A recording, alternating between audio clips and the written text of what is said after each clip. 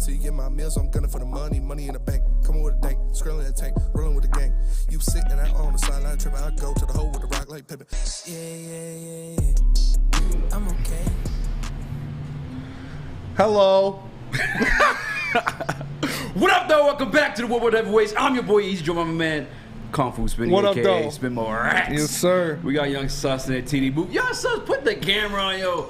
We got to fry you right quick, Young man. Steve Irwin. What were you thinking this morning? Young UPS driver. Did you wake up and plan on hunting crocodiles today, Irwin, bro? Like, bro. That's right. Crikey. I can take you on a tour. I can show you all the endangered animals. Stand up real quick and see your shorts. Yeah, they got to see the shorts, too. Bro. Is the shorts going to work with it? I mean, you're 6'6", the shorts are going to... I changed for this job.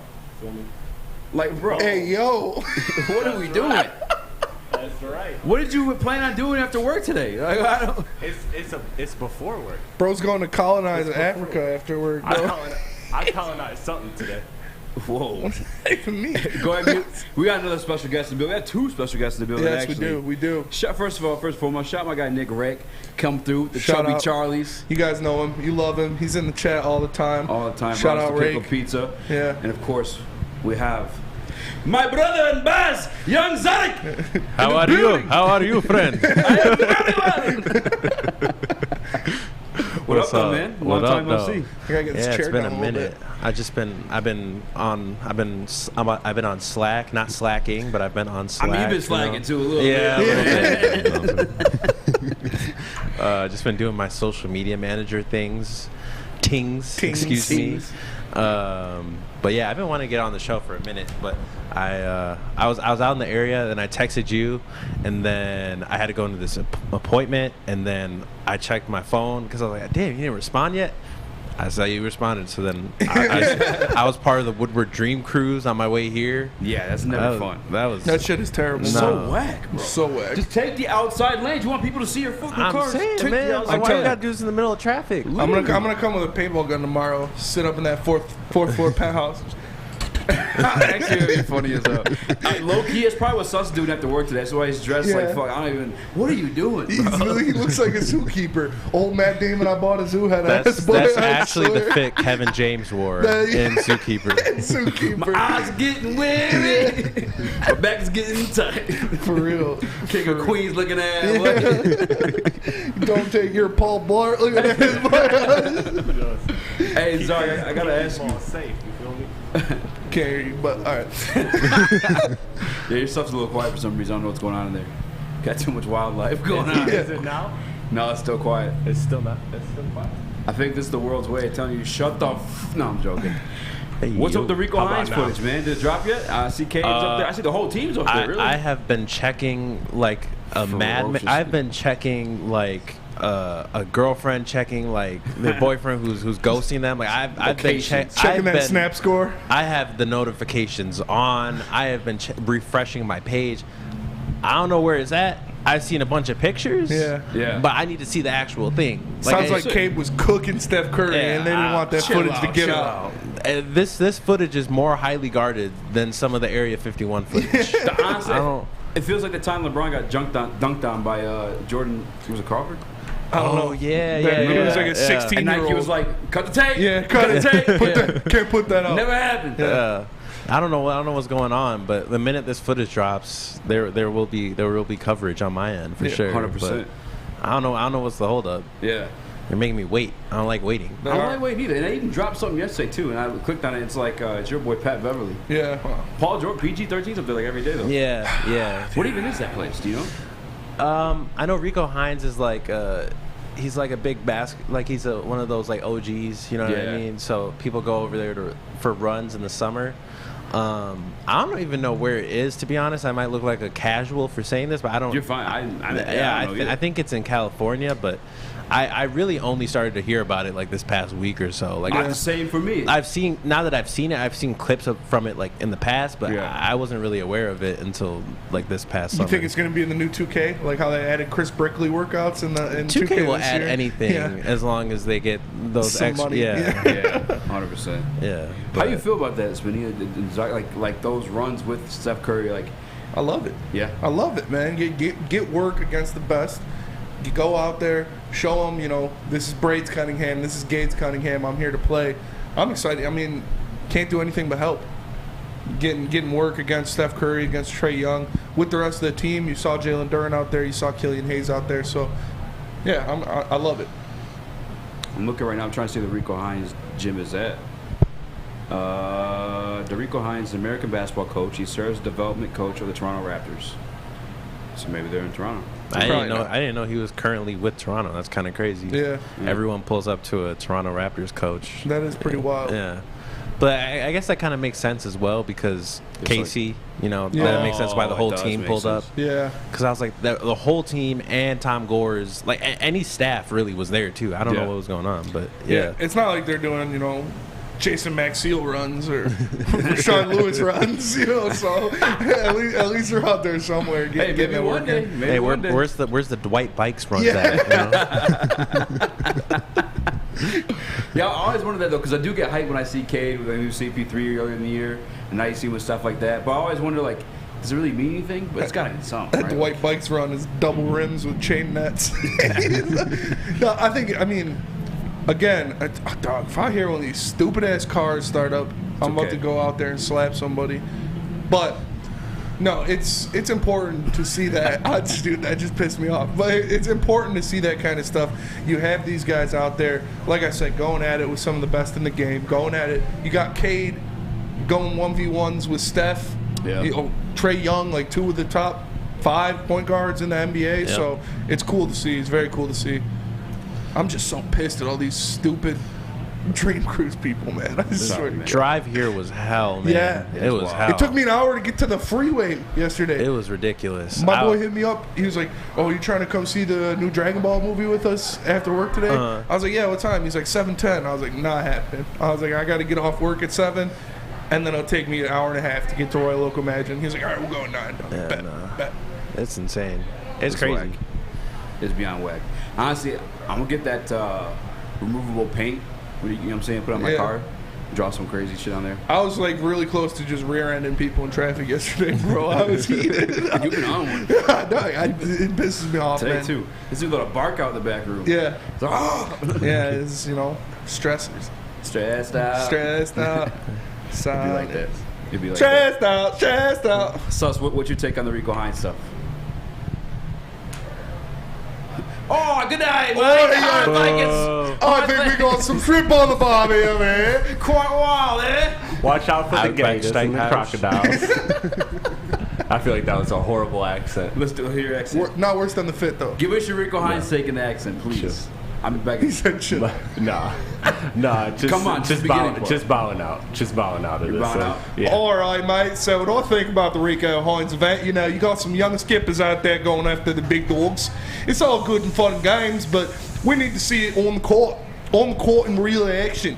They're out there playing good for the Sheilas. That's actually nice. But we need to see them, hitting a little cross, a little spinsy zippers, whatever they're doing out there. Yeah. We need to see it on the court in live action before we can make a real judgment on it. Just a bunch of giant Maori men shooting the hoops, taking a piss after it. Yeah, crikey. Crikey. Taking a piss after that. That sounded a little English at the end. That's what they say. You're a real colonizer. You're a real colonizer. I want to see the CUNT because I always use that one. Piss is like what they call beer. Yeah. You ever hear like Volkanovski in his post-fight interviews? Yeah, let me get a glass of piss. Yeah, we get a cold piss. Well, he's New Zealander. No, he's Australian. Is he? Yeah. Okay. He's just kickboxing. Kiwis and and the Aussies. UFC 278. Oh. Yeah, we're gonna get into that later. 100%. I would not have done that well, by the way. It's all right. With the accent? No. Give it a shot. Just one shot. Go ahead. No. I can't. Come on. I can't What do you mean, after man? you It's not guys that kill hard. me. Good night, mate. Do you want to impress Elon Musk in that elevator or what? Yeah. Give us your best Aussie accent. What if Elon Musk is not. What if Elon asks you to speak like an A good Aussie, day, huh? mate. Yeah. Good day, Mate, mate. everyone's doing it. Then I'll talk to Jeff Bezos. I'll get me another billionaire back. You better not never wear that outfit again without the accent. Never. I'm whooping your ass. No, he's definitely not gonna do it. He's crying. But in Australia. Them buggers don't know what they're missing out on. Crying in big crocodile tears. 100%, man. Big show today. If you guys checked out the thumbnail, you see Brad Holmes and you see an old general manager of Detroit Lions. Not my guy. I almost your boy. slipped up. Bob Quinn. Shout out, I don't remember who it was in the chat, or not the chat, I'm sorry, but on our YouTube post from yesterday, we were praising Brad Holmes for grabbing Lee McNeil ahead of the Philadelphia Eagles. But someone was like, why are we praising this guy so soon, like so early? If you look back at Bob Quinn's drafts, he's had a lot of the same success to that point. Piqued my interest. So we went, and we dug, we did a little bit of homework, and we're bringing that to you soon.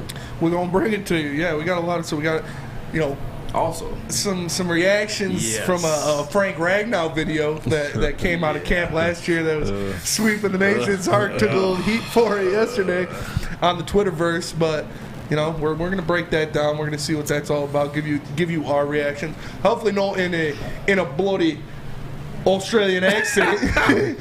We got the big skipper over there. He might have got a little clumsy with his feet before he fell.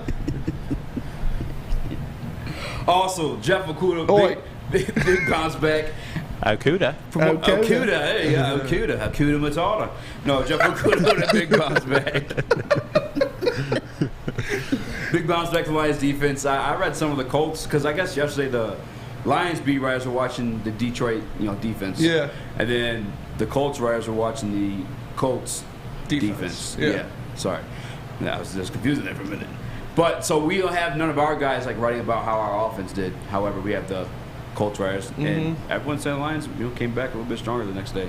However, obviously that tape of Ragnow, we got to break that one down. We're breaking that down ASAP, Rocky. Definitely made your boy a bit uncomfortable. We got to save all our good takes on that one. One other thing too, and this is brought up by Sheer. Actually, where did you find an article on this, or did you just say it out of nowhere? What? Oh, Cam Newton. I just saw. I just saw some guy posted on Twitter just a edit, jersey swap of Cam Newton in a Lions jersey, saying, "Would you be opposed to bringing in Cam as backup?" Which Cam's better than David Blau and Tim Boyle. That's very. I'm telling you that right now. That's very. So true.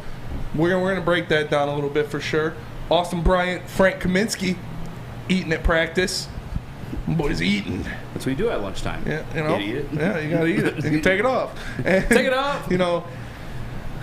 I see these girls walking down the street. They got that good, that Michael Jackson bad. So they might head over to the Monroe Street Midway, presented by Bedrock Detroit.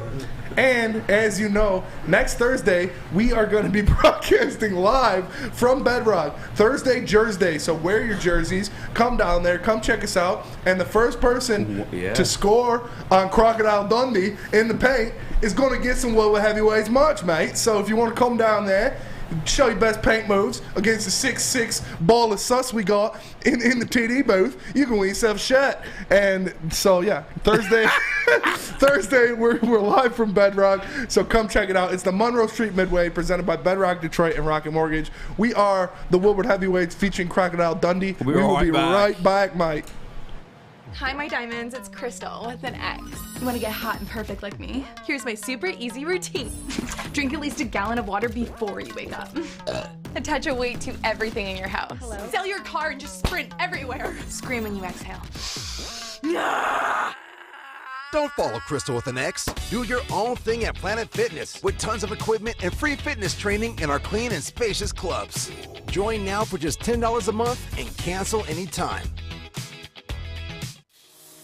It's a great day to get some Centron in your life. Okay. There it is. Centron, here we go. Gotta grab the cranberry. Oh wait, it's 2 for $4. Gotta double up with the classic as well. Centron World, baby. Centron, available at select Krogers, and if you wanna know how, go to @CentronWorld.com. You get dope like me. You know what? Why wait?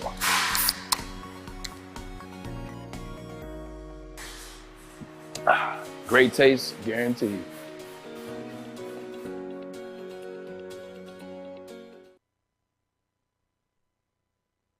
Or Big Frog in Novi. Get a free t-shirt. That's right, a free Woodward Sports t-shirt. All you gotta do is go in to Big Frog in Novi and tell them we sent you, mate. Just stop in and tell them we sent you, and they will print you out one on the spot. So go to Big Frog Novi today and get your free t-shirt, or visit them online at bigfrog.com/Novi. What up, though, and welcome back to the Woodward Heavyweights. I'm your boy Eazy, joined by my man Spinmo Rats. What up, though? We got Crikey Crikey Sauce in the today booth. Saucy Dundee. Crocodile Saucy. Crocodile Saucy. There you go. That's perfect. Hey, shout out to Nick Reg. Came through today with the Chubby Charlie's Pizza. Chubby Charlie's hooked it up. That pickle pizza's fire. 100%. He's also still participating in the chat. And he has a question for you, young sus. I think it's a good one. He says, come on, young sus. You got to have that accent if you want your brand to reach Australia. That's true. I'm just saying. Damn. That's a good point. That's a good point. So let's hear it. But, my brand's not global. It's just international. Not global. That makes 0 sense. Yeah, that's you remain muted for us today. I don't know the difference between global Crocodile and international. Sussy. Shut your croc. Jesus. But we do have something to get into, Eazy. Old sus. Whoa, hey, yo, dog. Yeah. That's Mama sus. Jesus Christ. Jesus Christ. Yeah, speaking of Jesus Christ moments, just roll a tape. If Roll you can, clips. Chris. This one. Did you post this yesterday, Zark? Yeah. This is you. I was pissed. Yeah, so this is Frank Ragnow. And I forgot actually the name of the gentleman. Oh, my Lord. Just let him. Yeah, throw the loop on that. Yeah, throw that loop on that one. That's one more again. Because I really am trying to break this down a little bit, too, because, like, bro, come on. That didn't happen. Yeah, did it? Like, I don't think it really happened. So, obviously, Czar posted it yesterday on Twitter. We had TJ Lang in the mentions. Shout out TJ Lang. He ratioed us. Fellow heavyweight. Yeah, he did ratios. He is a fellow heavyweight. Ratioed the hell out of us. Yeah, I wanted ratios too, but he said he got tripped up. And if you look at it, you can see, some kind of feet to feet action with Big V, Halapalua Vitae. So, okay. I got the enunciation. Do them again. Halapalua Vitae. Woo! So there could have been some feet contact there. It wasn't a live rep. What was going on there? Frank Ragnow is better than that guy at football. Single can me sus. Whoever that guy is, nameless Colts defensive tackle, Frank Ragnow is better than you at football. Don't let this one rep where you got the best of him, took him off guard, and he tripped on his guard's foot, gas you up. You're not an all-pro tackle. You're not that guy, pal. You're not that guy. Frank Ragnow is that guy. Lions fans, don't read too much into this. This is a singular clip of an entire day of practice that Frank, and you could see could see Big V's foot come up. There was some foot-to-foot contact. There was some funny business down there. Frank Ragnow is better than you at football. Colts defensive tackle. I'm sorry. But you're back going all hype at the end of the clip. Stop it. Stop it. All right, that's one thing too. Like run the clip again real quick, Sauce, if you can. Click I loop apologize. out. Just loop it. Just loop it. Lupe, no fiasco. I gotta ask this because is it a live rep? Everybody else around this, if you watch, everyone's chilling. And you all, Zark, you too, you've been in football practice. If you have a good rep against the guy, it's pretty some hype. There's some high fives going around. Yeah. But everyone else is kind of standing there what just happened? Yeah. Everyone. Look at everyone's body language. Yeah. Not a goddamn coach. Even the guy receiving the snap, even he's I feel like he looks off guard too. Or maybe, I don't know, he's just coach. But he's just avoiding Frank Ragnow falling on him. But yeah, that's true. Am I tripping? No, you're not. Okay. Let me, TJ Lang. All right, I'm sorry. First of all, I don't want no smoke. I don't want no problems. TJ Lang's a big dude. He's a big man. When I watched this, right, I just saw him plow through him. I didn't think anything. I knew it was Ragnar. I was like, okay, this is a good clip to post because it's gonna get people talking. Yeah. Yes. I mean, it got TJ Lang talking, So that's very true. But on the off chance that he didn't even trip, it happens. Everybody gets beat. Yeah. It's okay to admit it. True. Everybody loses a play. No one's perfect. So I didn't post it to bash on him or anything. I just was like, oh wow, damn. Yeah. I was like, god damn. That literally was a goddamn. Yeah, it was. I posted the meme of Tandro looking at his phone because it's tough to see. Just as a singular thing, you see your guy, you don't know anything goes into it, and he does get bulldozed like that. But he did get tripped up. You look at it, you see Big V moves his foot and gets out of the way after Frank knocks into it. So it's. I just Colts had been talking a lot of crap. Tyquan Lewis is his name. Never heard of him. Never would have. Taekwondo. It looked like Taekwondo on that play. He knocked the shot, my man Frank. By the way, Frank, I know how I at you this morning. We won on the show. Yeah. Grizzly Man Outdoors. Grizzly Man Outdoors. We're heavyweights. It's time Frank Ragnow. Let's make it happen. But give me an Eazy on the boat. I want to drive the boat. Let me drive the boat. Let me drive the boat. Honestly, I kind of want to get him on the show and figure out what the hell happened. Yeah. And again, like you said, Zark, it's not really like a big deal. You know what I'm saying? No. But, yeah, it's a rep. It's a single rep. But I just got to know for myself. Yeah. Did it like actually happen? Was it supposed to be live? Because everyone's body language in the situation around them, like no one's cheering on. Nobody's getting hyped. Nobody on the Colts sidelines getting hyped. Not a goddamn person. And maybe the foot trip. I know Nick Leach didn't believe in the foot trip. Yeah. He was texting us more like, that's not a foot. He was just mad he got ratioed. Yeah. He's a social media man. Yeah, he's mad he got ratioed for sure. He got ratioed. That's not a trap. It's not a trap. He doesn't know what he's talking about. He's playing offensive line in the NFL. Yeah. Fuck that guy. It's a trap. No, you could see Big V move his foot at the as he's going past him. So he might have stepped on his foot, stepped on the back of his heel, something like that. And yeah, it's actually, Sus, can you make this a poll? Can you make it a poll? See, what's the question we asked? Did that really happen? Did Frank get tripped? Did Frank get tripped? Or is he? I don't even think it's a real rep. Okay, Hashtag Tripgate. Hashtag Tripgate for sure. Facts. I'm gonna read some comments in the chat real quick. Ragnow out there thinking about fishing instead of locking, says our guy Rick.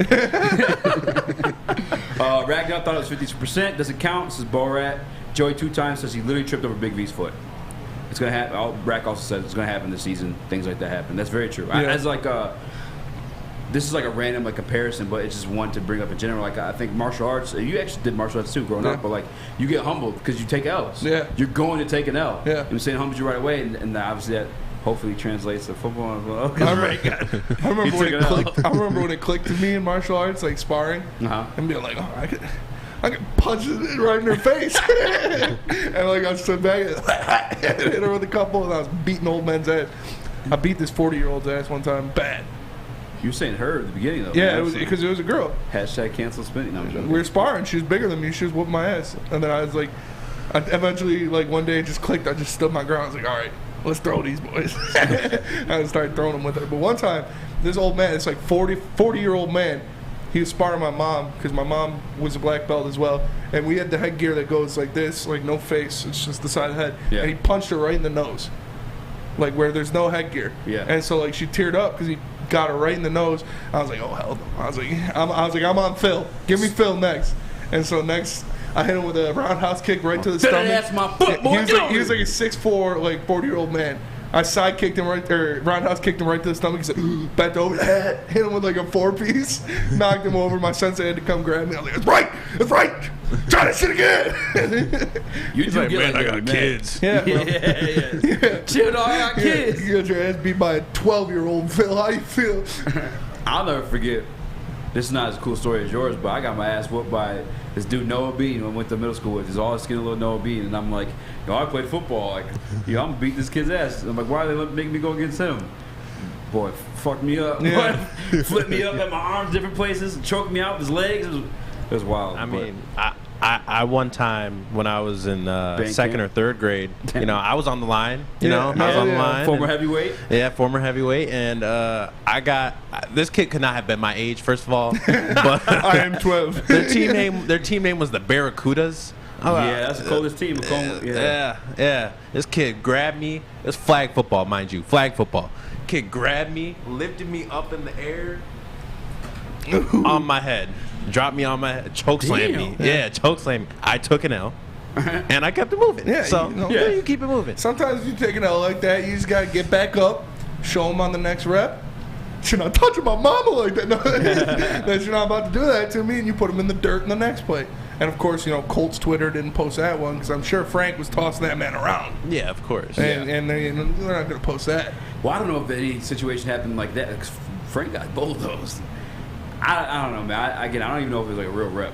Do you think it was a real rep, Zark? No, it didn't really look like it. Yeah. It just looked like a little practice run. I don't take it too seriously. I mean, everyone knows who Frank is. Mm-hmm. We had to look up the guy. Yeah. Who, so it's not that big of a deal. But I don't think it was a real rep. 100%. You think it was a real rep? I don't know. I think it might have been a real rep because he did snap the ball and he immediately went back into blocking position. But that's true. It looked like he tripped on Big V's foot Yeah. They really did. You see the 1v1 with Jamal and Mike? I didn't know who the hell he was going against. That was intense. Yeah, they were going at it. I can't wait for HBO next week. They're going at it. That was lit. Yeah, Colts are talking smack, man. It's. I mean, they can. They can. They can. They can. They're a better team than us. I was listening to who's their owner? Jim Irsay. Jim Irsay. He was on the Pat McAfee show, and like I remember having this conversation with Darius Slay because he left and went to Philly. And I was like, "What's the difference?" You know what I'm saying? And ownership, because everyone wants to like get rid of the owners. At the time, this was before Sheila was here, but he's like the owner's like involved. He knows football. You know what I'm saying? He'll come down and he'll talk about. He knows who the players are. Mm-hmm. At the time, Mrs. Ford. I love Jim Caldwell. Yeah, Martha Ford. She didn't. You know what I'm saying? Like, and, speaking of Jim Irsay, he was handing out autographed $100 bills at Colts camp. So, Jim Irsay, I'm coming for your ass. That's illegal. Besmirching U.S. tender is legal. So you can see me in court, Jim Irsay. Or, I'll settle. You want to toss me a couple M's, I'll settle for sure. We don't got to take it to court. But if not, I'm coming for you. Citizen's arrest. Woo, woo, woo, woo. I'm going down to Indy, and I've arrested Jim Irsay for besmirching U.S. tender. We got it on video. You're going down. Going down. I'm going to own half the Colts by the time this is over. And I'm going to trade all their good players to the Lions. Clip that. At the Colts. At the Colts. At Colts. At Jim Irsay.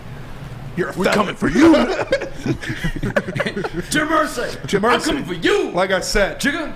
That is illegal. So if you don't want to get citizens arrested by the heavyweights, you can settle with us in court. Break me up a couple M bars. I'm good for that. I'll settle for a couple. $100,000 a week. Send me like $700,000, and I'll make this go away. But before that, you're going down. Okay. I'm coming for you. Pause. I gotta ask. We gotta go to a read, but we're all discombobulated. What are we going to a break here? We are going to the one, the only, the Guardian Alarm. All right. And as you know, Guardian Alarm keeps you safe and gives you peace of mind. Whether you're at home, on the road, or trying to win a legal custody battle against Jim Irsay, what's important to you stays safe, because their 24/7 local monitoring makes sure it is. So you could call 1-800-STAY-OUT. That's 1-800-STAY-OUT. Frank haters, call 1-800-STAY-OUT right now and let them know Woodward Sports sent you. We are the Woodward Heavyweights, and we will be right back after we do legal battle with Jim Irsay. Fellas, let's be honest. We like things to be easy. We like simple stuff, like sports 7 days a week. We like things uncomplicated, like Lady Jane's Haircuts for Men. Open 10 to 8, 7 days a week. Walk in anytime. Sign in, sit down, watch your favorite team play, and before you know it, your hair will be game ready. Open 10 to 8, 7 days a week. Walk in anytime. Lady Jane's Haircuts for Men. It's wicked awesome. Life is full of hard choices. We're here to make one of life's biggest decisions as simple as possible. My name is Christina Gennari, and for over 20 years, I've helped hundreds of families buy and sell homes. We cover all of Metro Detroit and more, from large luxury homes to starter homes. We will work hard to make sure that you get the home of your dreams. So if you're in the market today or even thinking about buying or selling in the future, make the obvious choice. Christina Gennari, the obvious choice in real estate. Visit us at soldchristina.com today.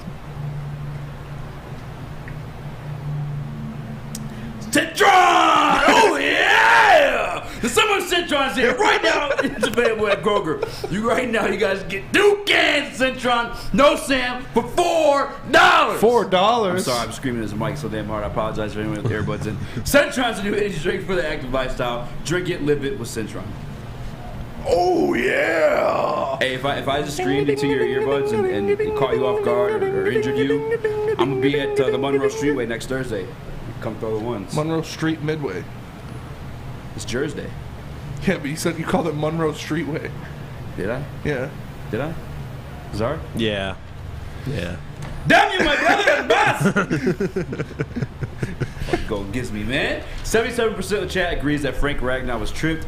But I gotta be 100% honest. 77% of the chat is almost as butthurt as me, because I tried every way to deny that one too. And I was like, oh no, you tripped. Oh, it's not a real rep. Oh god. That one hurts, man. Frank's supposed to be like that guy. Stop, man. What are you doing over there? What are you doing? I'm just trying to fix my mic, man. Man. All right, what do you want? Because obviously we have the thumbnail. Yes. You ready to jump into that one? You want to? Or you want to praise Jeff Okudah? I want to praise Jeff Okudah. Okay. A little Hefe love. because he is, by all reports, winning this cornerback 2 position from Charles Harris. So, Will Harris. It's even worse. But we saw him make some nice tackles in that first preseason game against the Falcons. He stepped up. He was glued to Kyle Pitts on that play, so Mariota couldn't throw him the ball in the flats. And he stepped up and he made the tackle on Mariota while he was trying to get some extra yards going up the sidelines. He has by all accounts, multiple pass breakups in camp with the Colts. One on Pittman, one on Pascal, and one on someone else. I forget. There's this new guy that they're all hyping up is supposed to be pretty good. So we hear him out there making some plays and doing a good job. But I expect a lot out of Jeff Okudah this year. I think he's going to go out there. He's going to provide for this team, and I expect him to win that number 2 quarterback slot for sure. Do you hear that static? No, yeah. I apologize. Shoot Adam a text. Oh, it stopped. Maybe it was you playing with your microphone's dingy. What do you want to hear? What do you think about Jeff Okudah? I'm happy he's winning these damn battle against Will Harris. I'm not trying to bash Will Harris. He's obviously shown he was better at the quarterback position than he was as a safety. As a safety, my man, you could always blame damn near everything on him. Yes. In the situation, but so I wasn't like. I mean, I was thoroughly surprised that was a battle. To be honest with you, like Jeff Okudah as number 3 overall pick should be winning that one like hands over feet. It shouldn't be like a question. Hands over feet. What is the term? I don't know. Hands over head over heels. I don't know. Why you disrupting me, man? You know I got ADD already, fam. What the hell, dog? No, but that just shouldn't have been a competition. Like Jeff Okudah is a former 3rd overall pick in the NFL, as a first round quarterback, just in general, should never be losing a battle to a guy as safety for the first 3 years in the NFL, transition to corner. Like that made me a little bit nervous, but again, he should have beat him out. Yeah, he should be winning that job hands over feet. He should be going there. He should be taking that spot from Will Harris because, like you said, he was the highly touted guy at the position.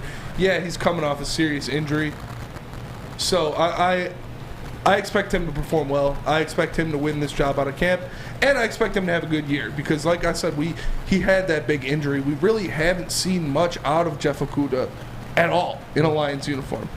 So we don't really know what kind of a cornerback he is just yet. You talk about your boy Darius Slay saying you really can't judge a cornerback in the NFL until year 2 or year 3 even in some cases.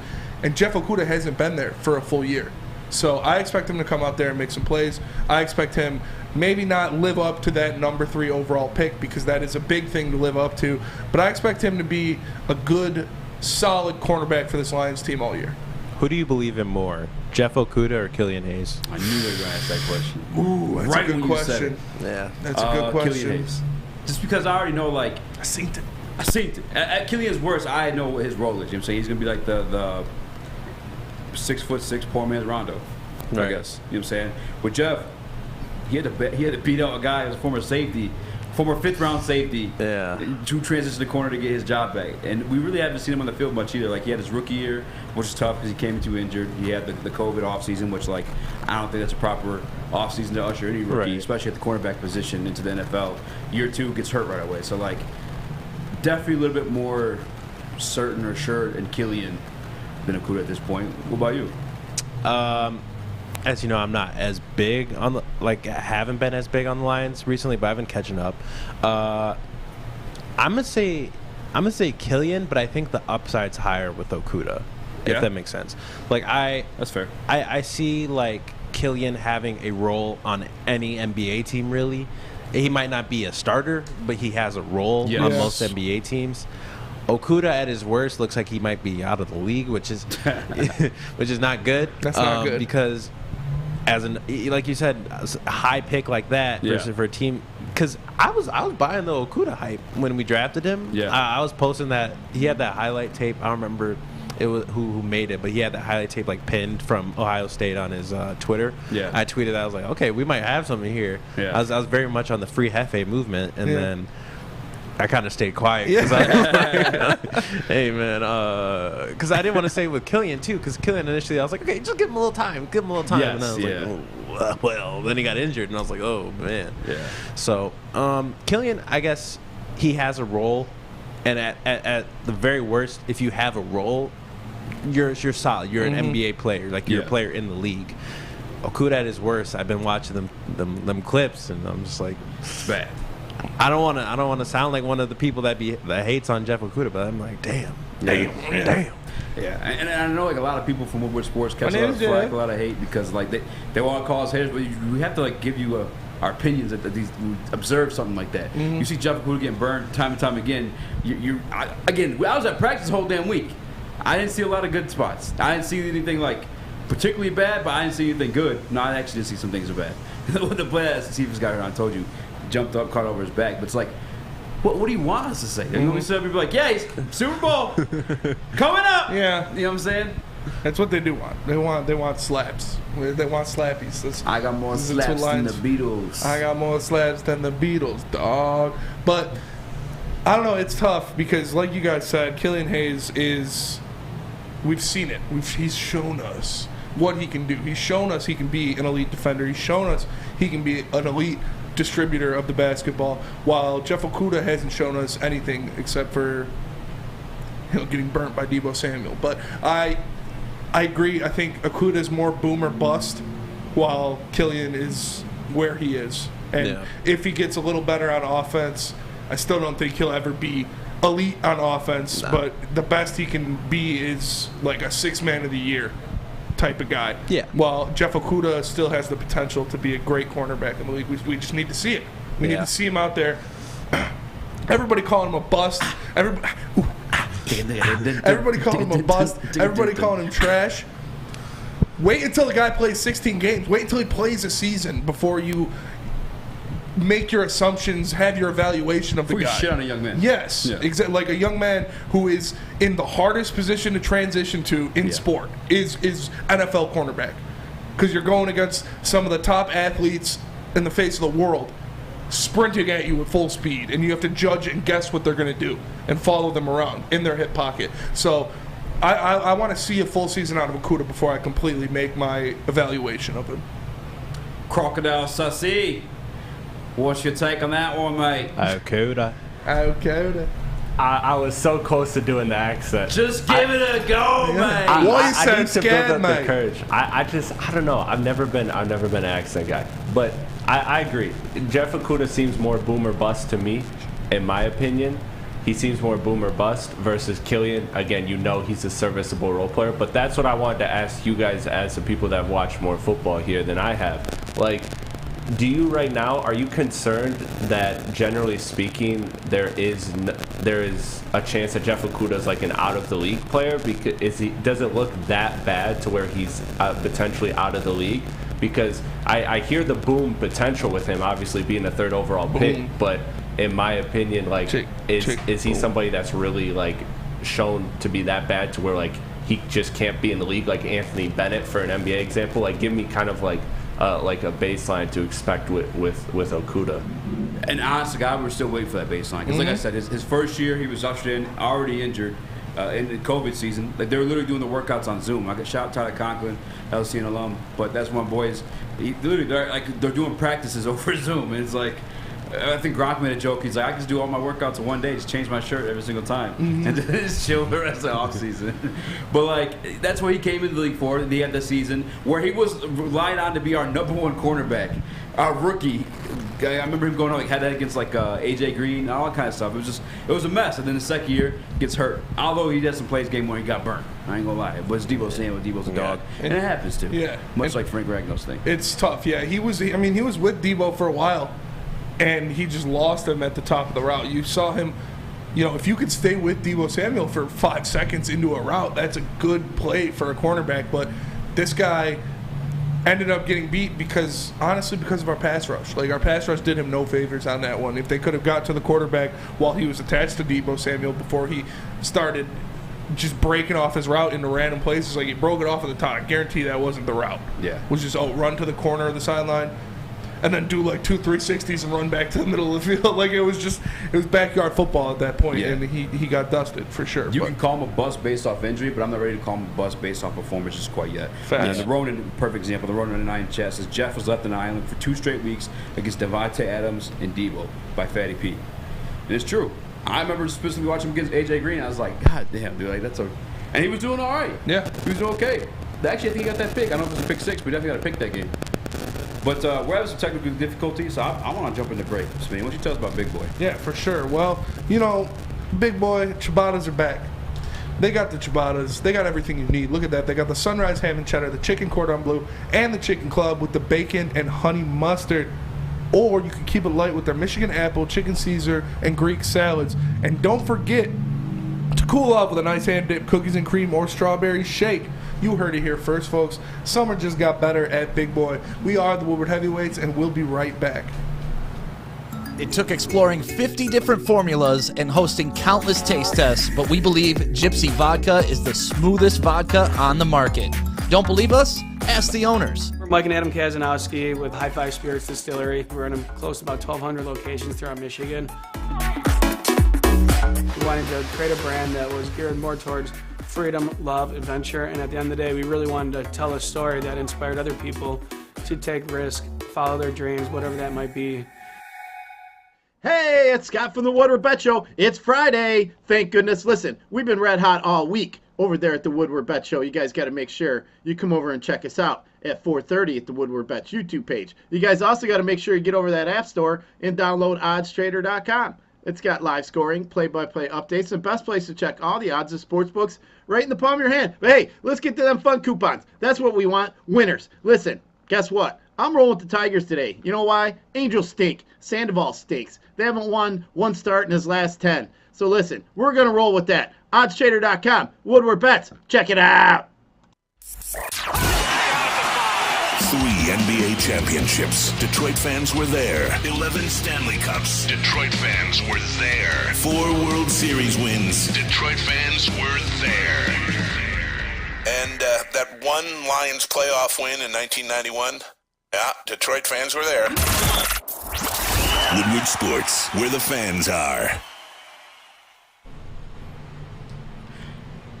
Busting out the bando, and the girl getting on like candle. I want the red and bitches with. What's he say? You got the lyrics up? Yeah, I pulled them up. Drop it. Busting out the bendo, and even Jerry real metal like a can opener. I went from rags of riches, now I'm featured with tip. I went from a smart car to a bitch with a smart lips. And the F&M make my hip lip. I go fishing with these little bitty shrimp dips. The little bitty shrimp dick. I got a big bag roll and got a big dip. All right, we go. Shout out to, I'm not going to say free Young Slime. He's doing some slime for sure. I mean, we say free him, but no, yeah. Should he? Yeah, no. should he? Really should he? I'm with you. I don't know if that should be done. Doing something. It's crazy free too. YSL, man. Free whole gang. Free YSL, slap. Well, the thing too is like he was the one that ushered in like the dresses and stuff like that in the rap. Bro, Young Thug is an icon. But icon. Icon. What you mean an icon? I'm just an icon living. Start a regular little Misfits just did it. I guess a little bit. He's 100% icon. Yeah. Icon? Yeah. Icon. Yeah. 100%. Icon. Yeah, it makes sense, I guess, because he was just doing stuff way different. Yeah. He was doing stuff. Yeah, that's fair. But I knew to see why he's wearing dresses now. He was a real deal. Probably had something tucked under there.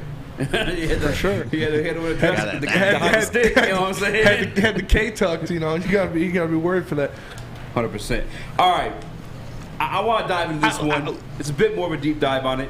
Bob Quinn versus Brad Holmes. Wasn't not a bendo. Yesterday we were talking about Lee McNeil and we were praising him and praising Brad Holmes for drafting him because he traded up and sniped him over the Philadelphia Eagles. And as you know, I think this whole network's fans of Brad Holmes. I don't think there's anybody that's. I don't really know. I'm just kidding. Okay. I don't like that he's black. No, Brad Holmes. For Stevie Y guy. Yeah. Brad Holmes and Troy Weaver are all right, but I like Stevie Y.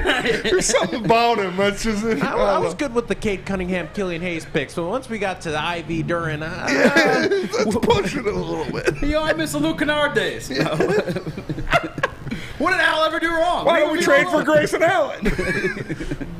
No, but I think everyone here at the network's pretty big fans of Brad Holmes. I think the only thing you could question, I don't know, I think we're the only ones that actually have questioned this, was the Levi, this wild chaos going on on Woodward. We're during the Woodward Dream Cruise, my man Spinny.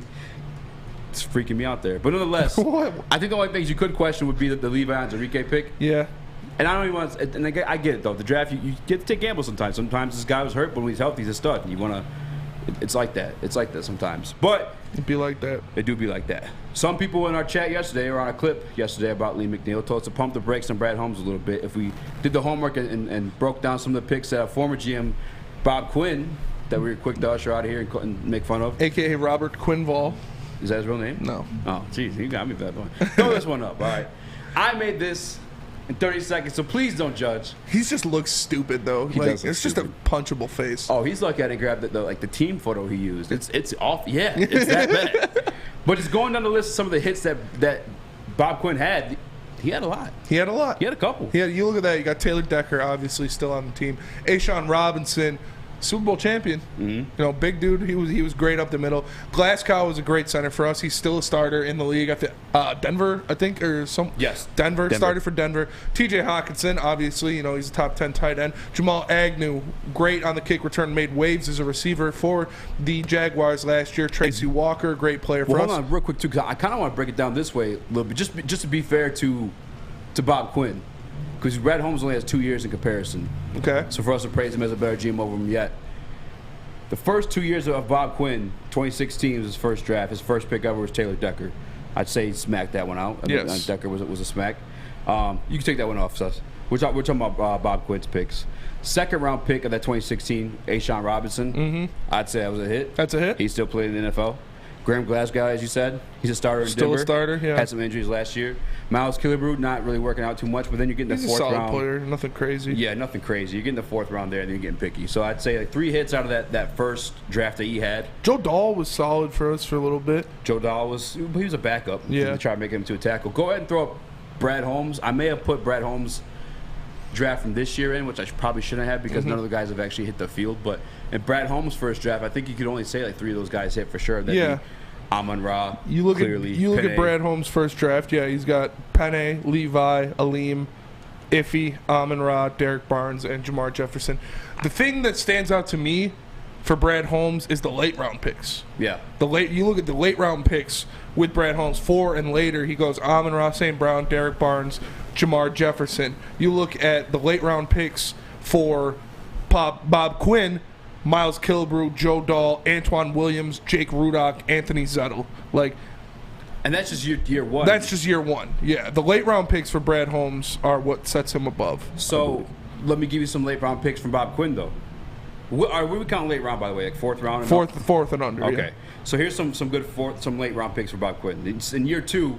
Which I guess I put this one in discussion. Actually, I'm not even count this one. Jalen Reed's Maven. I know he started some games for us last year, but he had to. We had nothing else. Yeah. I'm not going to give him that credit for that one. Nothing crazy. Jamal Agnew, turned receiver, drafted as a cornerback, turned receiver. I'd probably give him a little, not a slap, but he's there. Yeah. Okay, another late round. Is Tracy's third. Do you count that? No. Okay. 4th and under, we said. Stop stretching. Okay. All right. Deshaun Hand, very much a question. Terrell Crosby, no longer part of the NFL. 4th round pick. Amani Warrior, 5th round. Austin Bryant, who's been killing in practice lately. But that's the thing, too, is it's maybe just too early on in the process of Brad Holmes even starting to have that comparison. It is a little early because I remember that after that first draft of Bob Quinn, everybody's like, wow, that was a great draft. I was like, wow, that was a great draft. You know, he made some great picks there. So it's different. As a drafting standpoint, we still need to see a lot out of Brad Holmes guys because they just don't have the run yet from the guys that we've seen. Bob Quinn's drafts, we know what those players are. Brad Holmes, they're not established yet. They haven't made a name for themselves in the NFL. So we still need to see them out there making plays, doing what they got to do. But Bob Quinn, we saw his hit list. Like he's got some good picks there. Yeah, he's got some smacks. Yeah. Yeah, I guess you're right. But then again, it's just a 1 year of Brad Holmes. But Amon-Ra's a smacker for sure, without question. I mean, that he slapped on that pick. But I think a guy has a point. I wish I remembered his name. I apologize for not remembering his name. He spread this whole entire topic. But I think we might have to pump the brakes a little bit. Or am I being like a? It might be like a no fun guy. No, yeah, you definitely got to pump the brakes a little bit. I mean, we like what he's doing. Obviously, we see it, we like it, but we need, like I said, to see these guys on the field more. We don't know who they are yet. We don't know. Yeah, Amon-Ra is great. He looked great last year. He's probably. But what if he busts out? What if it's a 1 year wonder? What if? We need to see it before we can judge it, rather than just dubbing him this great GM. Although he's making the other aspects of his job. He's leagues better than Bob Quinn. You know, you see the contracts he's signing guys to, the different things, the way he riles the team up, the people he brings in around him. Not signing, I can't even remember, Trey Flowers to a $90 million contract. Not signing these guys to long, ridiculous contracts. Going for one like that is unquestionable. That Brad Holmes is doing a better job than Bob Quinn. But drafting, it's still early. We still need to see how these guys pan out. I think you actually just hit the nail on the head, and I didn't even think that. Thank you. Because the argument that the gentleman was presenting in the YouTube comments was, all based off draft, but you got to factor in the free agent signings that Bob Quinn made were terrible. Yes, I can't name a single one that actually ended up panning out. Off the top of my head, I'm trying to think of guys on the team right now. We lost more quality players. Yeah. On a trade market than we did obtaining them on a free market. You know what I'm saying? Like that's probably where you make the comparisons there, because Brad Holmes brought some guys in like Charles Harris on a limited deal, brought him back again on another limited deal. You know what I'm saying? Who's performed. Big V is actually a Bob Quinn. Is it? Yeah, he was actually the backup tackle for the Eagles, and we made him a guard. Yeah. He was bad as a tackle for us, which is crazy how that makes that big of a difference, just that from that jump. But yeah, I think you actually smacked that park. You got the free agency. Wow, yeah, you seem surprised. Yeah, you're a fucking idiot. No, I'm messing around. So condescending. Wow, you actually did a good job with that one. Here you go. Did I sound condescending? Was I being? No. Yeah, why are you so sensitive? Niggas ain't all sensitive. Ain't no word. Why you give Dot the bottle? You ain't the one that got fucked up. What you keep holding it for? Yeah. Justin Coleman, bad free agency signing. Justin Coleman was bad. Yeah, and he fired Jim Caldwell. That's another thing. Yeah. Put it deeper in the dirt. I want to find that guy's name. I wish he was watching live because we win. I don't want to go too hard on Brad Holmes' great free agent signings because I don't think he did bring in obviously Terrell Williams. Oh, okay. He brought in that other receiver. I can't even remember his name. He brought in Desmond Trufant. But Trufant was part of Patricia, I believe. I don't think so. It was last year, wasn't it? No, it was the year before. I think they traded for him, actually.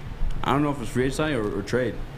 But no, you're actually the free agent signings for Brad Holmes, I'm not really even. But they're like 1 year deals. So. Yeah, exactly. You know what I'm saying? They're more like just like bringing guys in, bringing some camp bodies in and see if they work out. I guess there's like three things I would question about Brad Holmes, and they're just nitpicking, just looking for stuff to question. And it's in Malik Willis. All right, you should have picked him number 1 overall, trade number 1. No, I'm joking. No, but honest to God, I will say Malik Willis in the second round. I say you still should take a flyer in the second round at the very least. The Le'Veon Enrique pick, and then Josh Pascal, who I still think can be a beast. I'm not even packing up the door on him. It's just a hernia. However, it was a hernia that went back to his college days. Yeah, Trufant was brought in before the 2020 season. Yeah. So yeah, it didn't work out. But no, but that's another failed free agency signing. Or his acquisition in general. Yeah. None of his trade-offs. It was like Alavila-esque. Yeah. There was never one that he won or got the better of. Bob Quinn sucks. He's a loser. He wasn't great. You got anything on that, Zark? On the whole Brad Holmes Bob Quinn stuff, or any of it. I like Steve Eisman. Yeah, I'm a Steve. I didn't even think Alavila was that bad. You know what? When I look at Bob Quinn, I kind of want to bet. Look, you look at the two. You look at what they've done. Two different things. I'd have him over for dinner. Now, Brad. Bob Quinn, Matt Patricia, two guys I let my daughter date. Dan Campbell, he's a little on the liberal side for me. Yeah. He's a little edgy. Brad Holmes, God, gee whiz. Gee whiz. I don't know about that one. Yeah. Brad Holmes, the man, dude. I love Brad Holmes, but we do need to see these guys more. Obviously, we haven't seen. obviously we haven't seen anybody from this draft class, but we've only seen them for 1 year. Although we like what we see out of guys, like I said, like Amon-Ra St. Brown, like Penei Sewell, like Ali McNeil. We haven't seen much of Levi Ozarike. We might not see much of him this year if that injury keeps acting up. Mm-hmm. Brad Holmes has that knack of drafting injured players, which might come back to haunt him. You see it with Levi, you see it with Pascal, you see it with J-Mo, you see it with James Mitchell. Like, these are guys that he's drafting off of pretty severe injuries. So I don't love that, but I trust the guy until I don't. Yeah, until I don't, honestly. Yeah. So yeah, I think another argument he made too was like the Aiden Hutchinson and Penei Sewell were easy. They're like layups. For sure. I don't know that's the case because you got, I mean, no offense, again, free Hefe. I want Jeff Okudah to be extremely successful in Detroit, but you have the Jeff Okudah pick that clearly not looking like a number 3 overall pick in the NFL. TJ, I'm not upset with. Frank was slapped.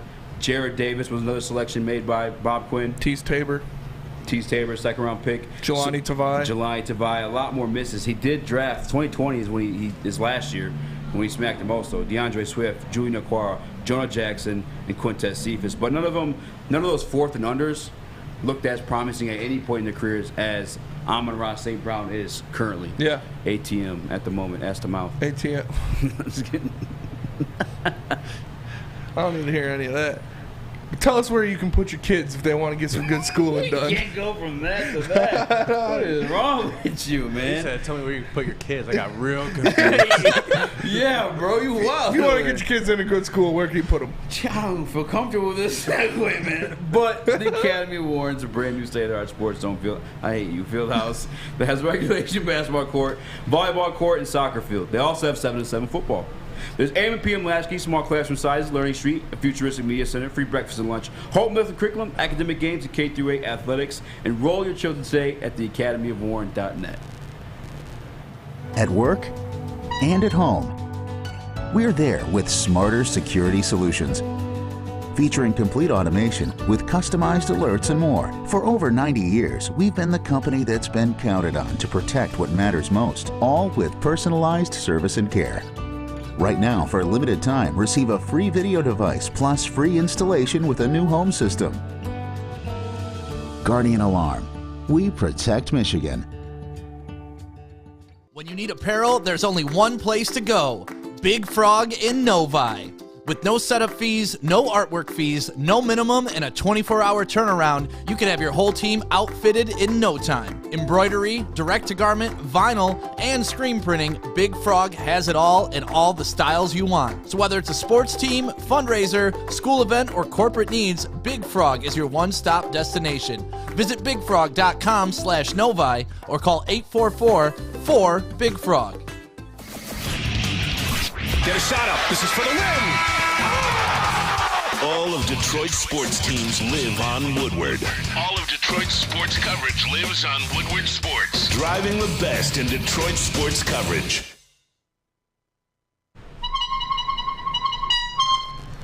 What up, though? Welcome back to the Woodward Heavyweights. I'm your boy Eazy Joe. I'm a man, Spin More Rex. What up, though? We got young Crocodile Sussy in the TD booth. My man Zark riding with us. Zark, you're we call it knighted by Detroit Pistons Twitter, man. What's going on in the Detroit Pistons world?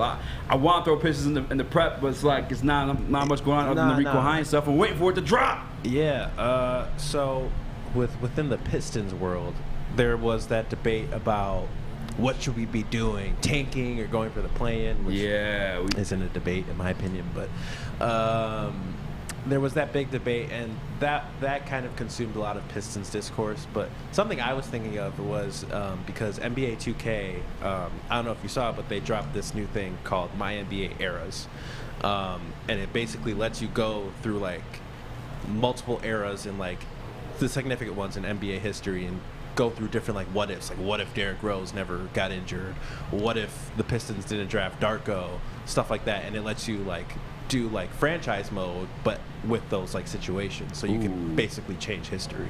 That's pretty so cool. I was wondering, what is everyone here, what is your biggest Pistons what if? Brandon Jennings Achilles. right away. Yes, that's the biggest. Yes, just the first one to come to my mind, 100%. Well, I mean, like, what's the ceiling of that team? Even if Brandon Jennings doesn't get hurt, we don't even know though, because like they went on, had a couple playoff runs. Then I mean, a couple playoff runs where they got bounced in the first round. Yeah, but healthy Brandon Jennings would definitely be like a factor. Yeah, but I don't think it's that much of a factor. I mean, that's your opinion. Such excited about that one. Yeah, I mean, listen, Brandon Jennings had a higher PR than LeBron James when he tore his Achilles. That is a factual statement. I reside in the Brandon Jennings fan club. Like, being honest, like I believe that dude was absolute magic when he was on the floor. Like, not Magic Johnson. I just mean like he was just like electric. But I just want to say that. But no, he was awesome. Obviously, the what if is the drafting Melo over Darko. Like, as much as I love Brandon Jennings and that was sweet, and I thought he was an excellent point guard, but you weren't going anywhere with Josh Smith, Greg Monroe, and Andre Drummond. I mean, 2-3 guys that can't shoot past the paint. But Brandon Jennings was not the problem with that team. He was an absolute baller. But you got to go with the 04 Melo. And I'm gonna be honest with you, when I saw that, 2K was like, they took my money right then and there. That plus you get League Pass too if you get it, which that's pretty dope. That's a baller move. Yeah. When's 2K drop? I don't know, like end of September, something like that, right? 2K, I think it's the best like sports game. Yeah, for sure. Consistently, at least. Yeah, I have a couple of those for the Pistons. Number one, everyone says Carmelo, right? Everyone says what if they drafted Carmelo? What if they drafted Dwayne Wade? Yeah. You know, because if you look at the course of Dwayne Wade's career and the things, because not just his career, but the things that happened like with his career, like LeBron, Chris Bosh joining him in Miami. Let's say he wins. That's true. Say he wins a couple of rings with the Pistons. Does he leave, or does he build that type of culture? Yeah. Here in Detroit, does that entice someone like LeBron, who went to battle with the Pistons early in his career? Does that entice someone like LeBron to kind of do what KD did in 2016 and join a division rival? As much as Dwayne County, I feel like a lot of Heat culture is Pat Riley. Yeah. You know what I'm saying? For sure. I want to give him that's his imprint. Yeah. He's a legend in himself. But I don't know that D-Wade would have got the same kind of run here in Detroit because we had Rip, you know? Yeah. And maybe we would have got some play at the 3, but I mean, Tayshaun had amazing moments that, literally led a championship. To block on Reggie Miller, but D-Wade's also one of the best defensive guards to ever play. The best. The best. Well, shot blocking. Yeah. Yes, the best shot blocking. The best shot blocking guard. guard. He still would have been a star, though, for sure. Yeah. Say one more time. I think he still would have been a star, like 100%. Yeah. I think he still would have been a star. Would he have been as big as he was in Miami? I don't know. And then my other one is a little more recent, and it's not anything to do with the draft. But Justin, can you turn his mic up? I apologize. What if Blake Griffin never got injured? 2019 playoffs. Don't even get out. Get the fuck out. Yeah.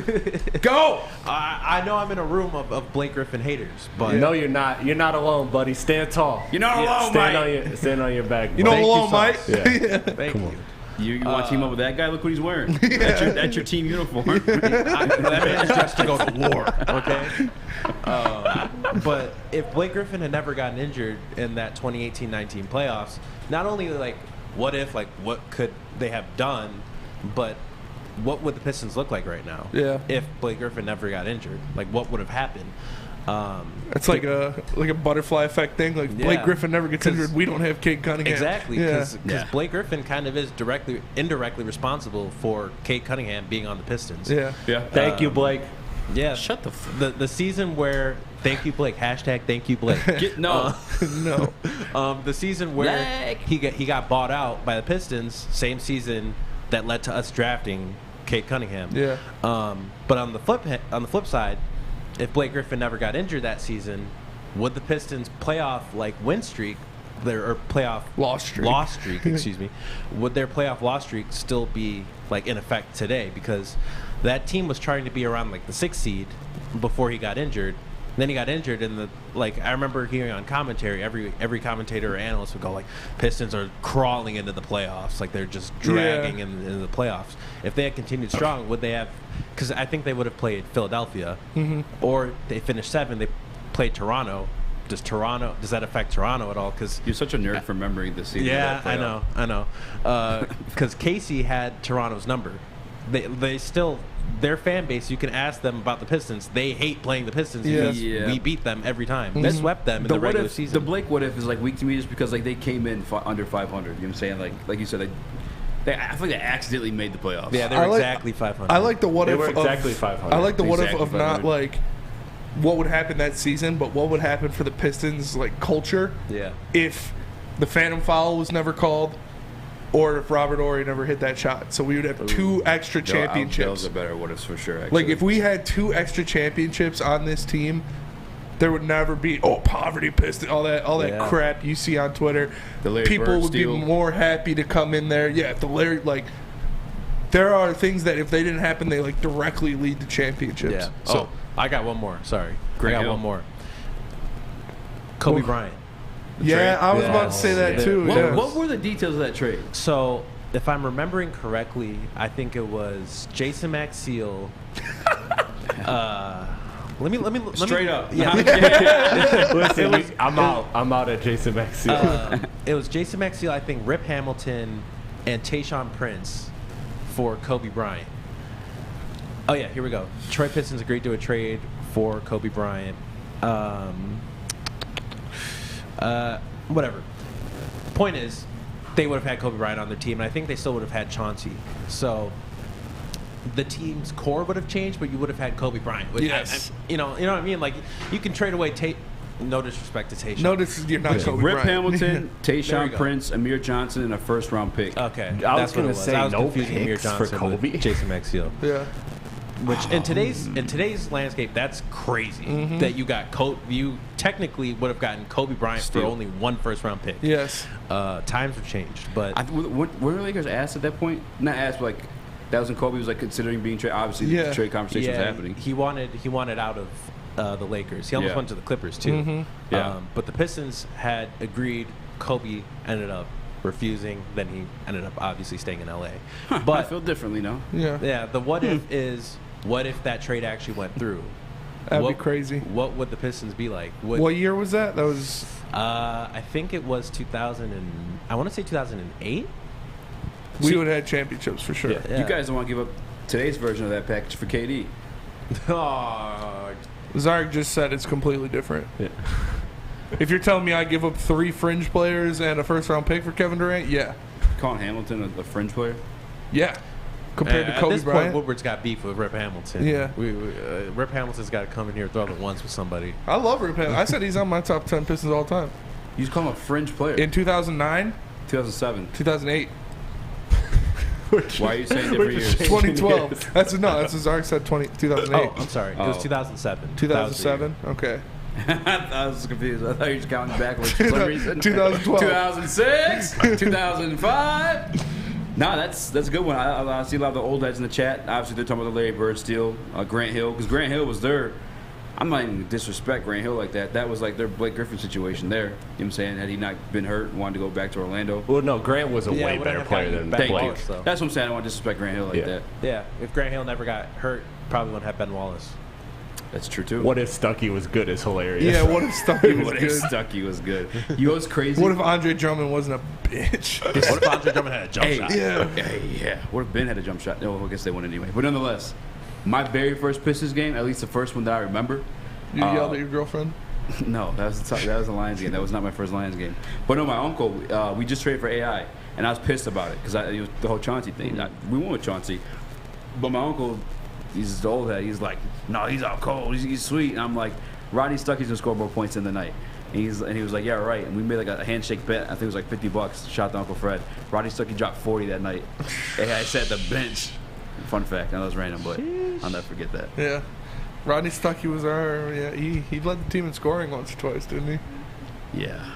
He honestly, Rodney Stuckey, if he would have been in a better situation, like he wouldn't have been like shit on the way we. I don't think people shot him that bad. Will Bynum's better than Rodney Stuckey. Shout out Will the Thrill. Will the Thrill. Will the Thrill was I don't think he's better than Stuckey. Dynamite. Yeah. Dynamite. He was exciting to watch. He's exciting. Yeah. I'll give you that much. Yeah. What if Ben Wallace had a high top fade? What if Sam Flannel didn't hate Ben Wallace? Yeah. Yo, he probably would have been better, honestly. Bald is gone. I don't know why Brown don't take the top off. Like Playboy Bunny. Take the top off. Dripping like hot sauce. All right. Well, you know, if you want to end up looking like Ben Wallace in your future, you might need to hit up Planet Fitness because, as you know, we broadcast live from the Planet Fitness studios. And right now, for just $0 down and $10 a month, no matter where you are, you can get into a Planet Fitness. What if Chris Bosh instead of wait? Ooh. Planet Fitness is the home of the judgment-free zone, and there is one wherever you are. You can be driving down Woodward stuck in the Dream Cruise for 4 hours because it's stupid, and you'll see a couple of them on your way to the studio. So join in-club or online at planetfitness.com. It's Planet Fitness, where your fitness is essential. We are the Woodward Heavyweights. We'll be right back. Hey, this is Mr. Kearney, Chief Academic Officer, Academy of Warren. I want to welcome you to the brand new field house. The state-of-the-art facility has a regulation basketball court, volleyball court, soccer field. It can be used for 7-on-7 football. Our K-8 academic features AM, PM, latchkey, small classroom sizes, Learning Street, futuristic media center, free breakfast and lunch, Holton Mifflin curriculum, academic games, K-8 athletics, and more. Enroll today at academywarren.net. Ciabattas, summer salads, and dip shakes. All at Big Boy. Try a chicken club, chicken cordon bleu, or sunrise ham and cheddar. All on our grilled ciabatta bread. Or keep it light with our Michigan apple, chicken Caesar, or Greek salad. And don't forget to cool off with a frosty hand-dipped cookies and cream or strawberry shake. You heard it here first. Summer just got better. You have an opinion? Make sure it's seen and heard. Corner, jumper, tweet us, hop on the YouTube chat, slide in the DMS at Woodward Sports on all social media. There's no way Brad Holmes did that rebuild by himself. He probably had some good friends helping him. Some blonde-haired, blue-eyed ones from Alto Quinn. No, I'm joking. Our friends Alto Quinn know comes getting your job completed on budget and on schedule. Uptime matters. That's why Alto Quinn is partnered with the biggest names in construction. The most diverse rental fleet in Michigan. There's nothing your project can throw you that Alta can't handle. Make sure you guys give them a call today at 844-GO-TO-ALTA today. Again, that's 844-GO-TO-ALTA today. Alta Equipment, where uptime matters. What up, though? Welcome back to the Woodward Heavyweights. I'm your boy Eazy, joined by my man Spin Morex. What up, though? We got Crocodile Sassy in the TD booth. Yes. Getting all staticky on the mics. Make sure you guys like and subscribe. It helps out a lot. Like the stream. Do it now, or we're putting a loop of Suss's neck for 2 hours for our next show. We're putting lube on Suss's neck. Hey, yo. A loop. Hey, yo. L-O-O-P. Good. Hold on. Suss, you ready for that another stab at that accent, or what? I don't know, boys. Give me to the end of the show. Let me build up some courage. I don't know. Say this. Say good eye, mate, or good eye, mate. Say it one more time. Good eye, mate. Good eye, mate. Hey! That wasn't bad. I'm going to the safari. I'm pulling all those. What's up? Put the camera on you and say it. I'm on it. So you get the full camera's effect. on me. All right. Good eye, mate. Good eye, mate. Good eye, mate. Say, what if Ben Wallace is bold? No. Good eye, mate. Can I put it in the pooper? Oh my God! My God, bro! What is wrong with you, man? This is why you're young Suss. When you give a mouse a cookie. 100%. Moving on. Going back to Detroit the Lions. We gotta go back to the Lions. I apologize. Chat was bumping. Chat was bumping. We got Detroit Lions talk. So we gotta bring Detroit Lions back. We spoke about our former Bob Quinn pick and Austin Bryant showing out at practice. I'm not gonna say I knew that was the case, but I've always liked Austin Bryant. Yeah. He's always been out cold. He has one of the coldest celebrations. I feel like when he gets a sack, he does a little celebration. Yeah. Do that again. Okay. There you go. A little better for you. And John Cominsky eating at joint practice. Yes. Against the twos. Still, they're twos themselves. What's your takeaway? Twos on twos. Twos on twos on twos. You know, I like it. We're going to need the depth with Levi being out. We obviously know, we don't know the timetable of Levi's return. We hope it's nothing serious, but it's this nagging back injury that he's been dealing with, so that's never good, especially for a big man. But when you have guys like Austin Bryant, like Cominsky, that are stepping up in practice, getting sacks in practice, making big plays in practice. We saw Austin Bryant all week in the Lions training camp from Allen Park going crazy. He was making noise. Like, he was in there. He was putting his head to brawl, in the backfield. He was starting. Yeah, that's what even Dan Campbell said. Like, Austin Bryant and Dan Skipper are the guys that will, like, they'll punch you in the mouth. So he was happy that they restrained themselves a little bit at Colts camp. But we're hearing these names, again, through Colts media, through POD, through Dave Burkett, through Justin Rogers. These guys are noticing Austin Bryant making plays, noticing Austin Bryant and Cominsky getting in the backfield, getting sacks. And it might be against the twos, but they're twos themselves. So when you have guys like that that can go out there and make plays, it only provides good things for this Lions defense, the depth of the team, and it kind of, I don't want to say it lightens the blow of, as Mike said, Levi Ozarike Hand being injured again. Because you want that, you know, that's your second round draft pick. You want him to play. You want him to be in there making plays.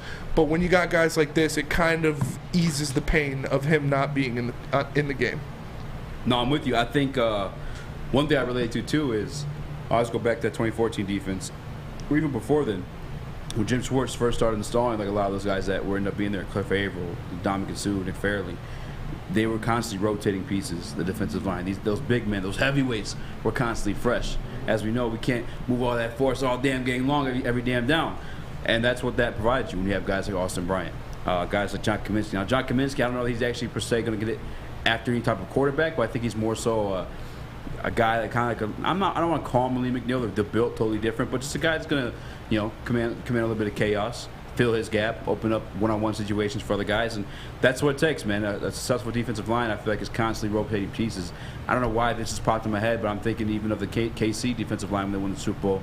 They had Chris Jones, and who was the other gentleman they had? Frank Clark. Yep. You know what I'm saying? But just guys rotate. You know, if one's in, one needs a break, give the other one a breather, vice versa. Nick Fairley, Dominican Sue is that obviously a more elite combination than what we have right now. We hope that what we have could turn to that. We haven't seen Josh Pascal and pads on the field, but I'm hoping he's somewhat similar to that. Levi Ozarike, hope he gets healthy just for his sake, but we haven't seen that from him either. But well, Liam's there. Aiden's been playing inside. So. And like you're saying, you need these guys to step up with Josh Pascal dealing with that sports hernia, with Levi dealing with his back injury that is still plaguing him. You need guys like Austin Bryant and Cominsky to step up because they're going to be seeing more snaps than you'd like them to by forced hand, by injury clause. Like, for no reason other than we don't have the bodies, those guys are going to have to go out there and they're going to have to produce.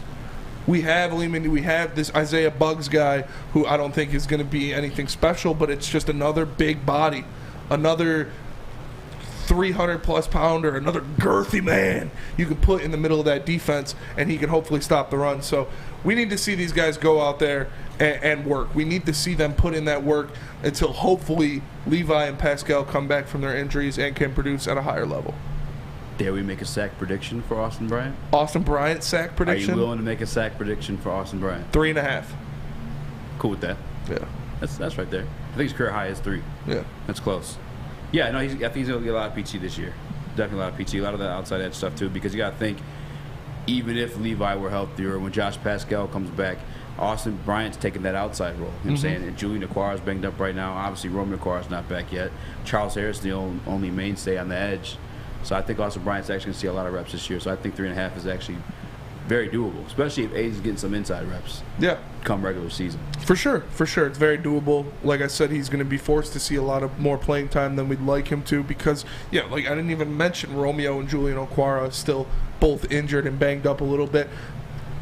We might need to grab somebody else. We might need to see who gets cut from where. I know I should have taken a screenshot of it. I forget. Somebody just got cut.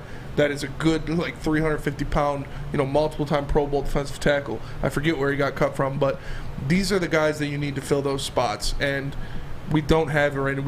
When everyone is healthy, we should have a lot of depth. We talked about that before training camp even started. We're like, the depth on this defensive line got a lot better. They're going to be able to rotate pieces in and out in multiple different positions.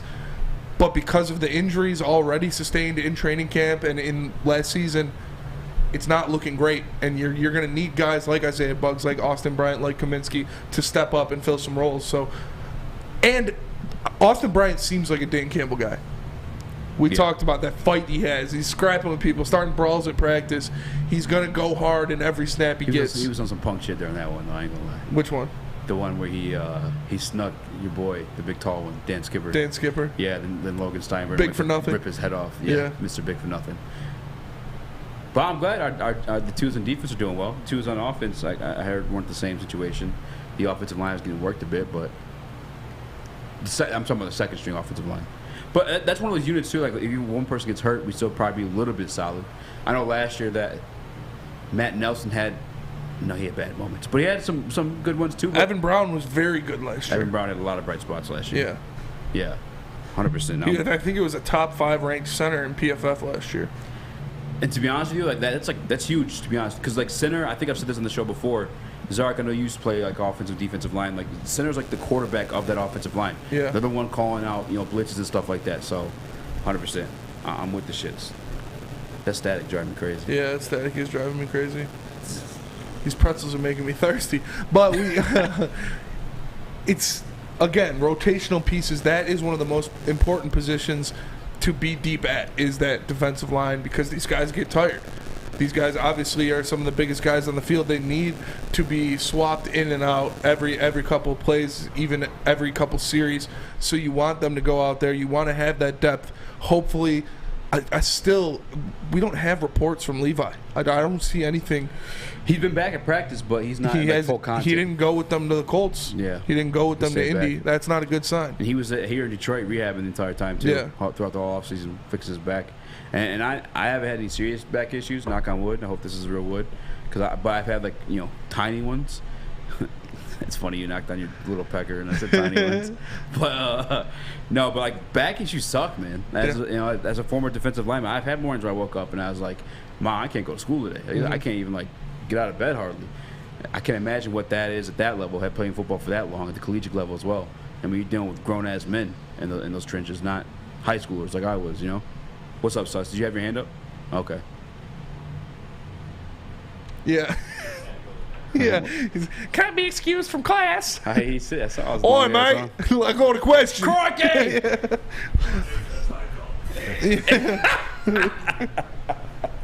There was a girl behind you. I was just pointing it out. That's all. Okay. Stop it. He's ADD enough already. Yeah, man. Why are you doing that to me? If Levi's back issues, if the lack of depth on this defensive line is really causing you some troubles, what would you do to kind of ease the pain? Well, man, I'll tell you what I do. I grab me a can of Mulligan. The Mulligan's the official drink of the summer, and it's here. Whether you're on the golf course with the boys or hanging out in the backyard, the Mulligan's calling your name. Ask for the Mulligan at a Total Wine near you or a golf course. It's Woodward Heavyweights. We'll be right back. Hi, my diamonds. It's Crystal with an X. You want to get hot and perfect like me? Here's my super easy routine. Drink at least a gallon of water before you wake up. Attach a weight to everything in your house. Hello? Sell your car and just sprint everywhere. Scream when you exhale. Don't follow Crystal with an X. Do your own thing at Planet Fitness with tons of equipment and free fitness training in our clean and spacious clubs. Join now for just $10 a month and cancel anytime. Detroit's downtown summer playground is back. Open all summer long, the Monroe Street Midway. Enjoy roller skating, free Wi-Fi, food trucks, art installations, and so much more.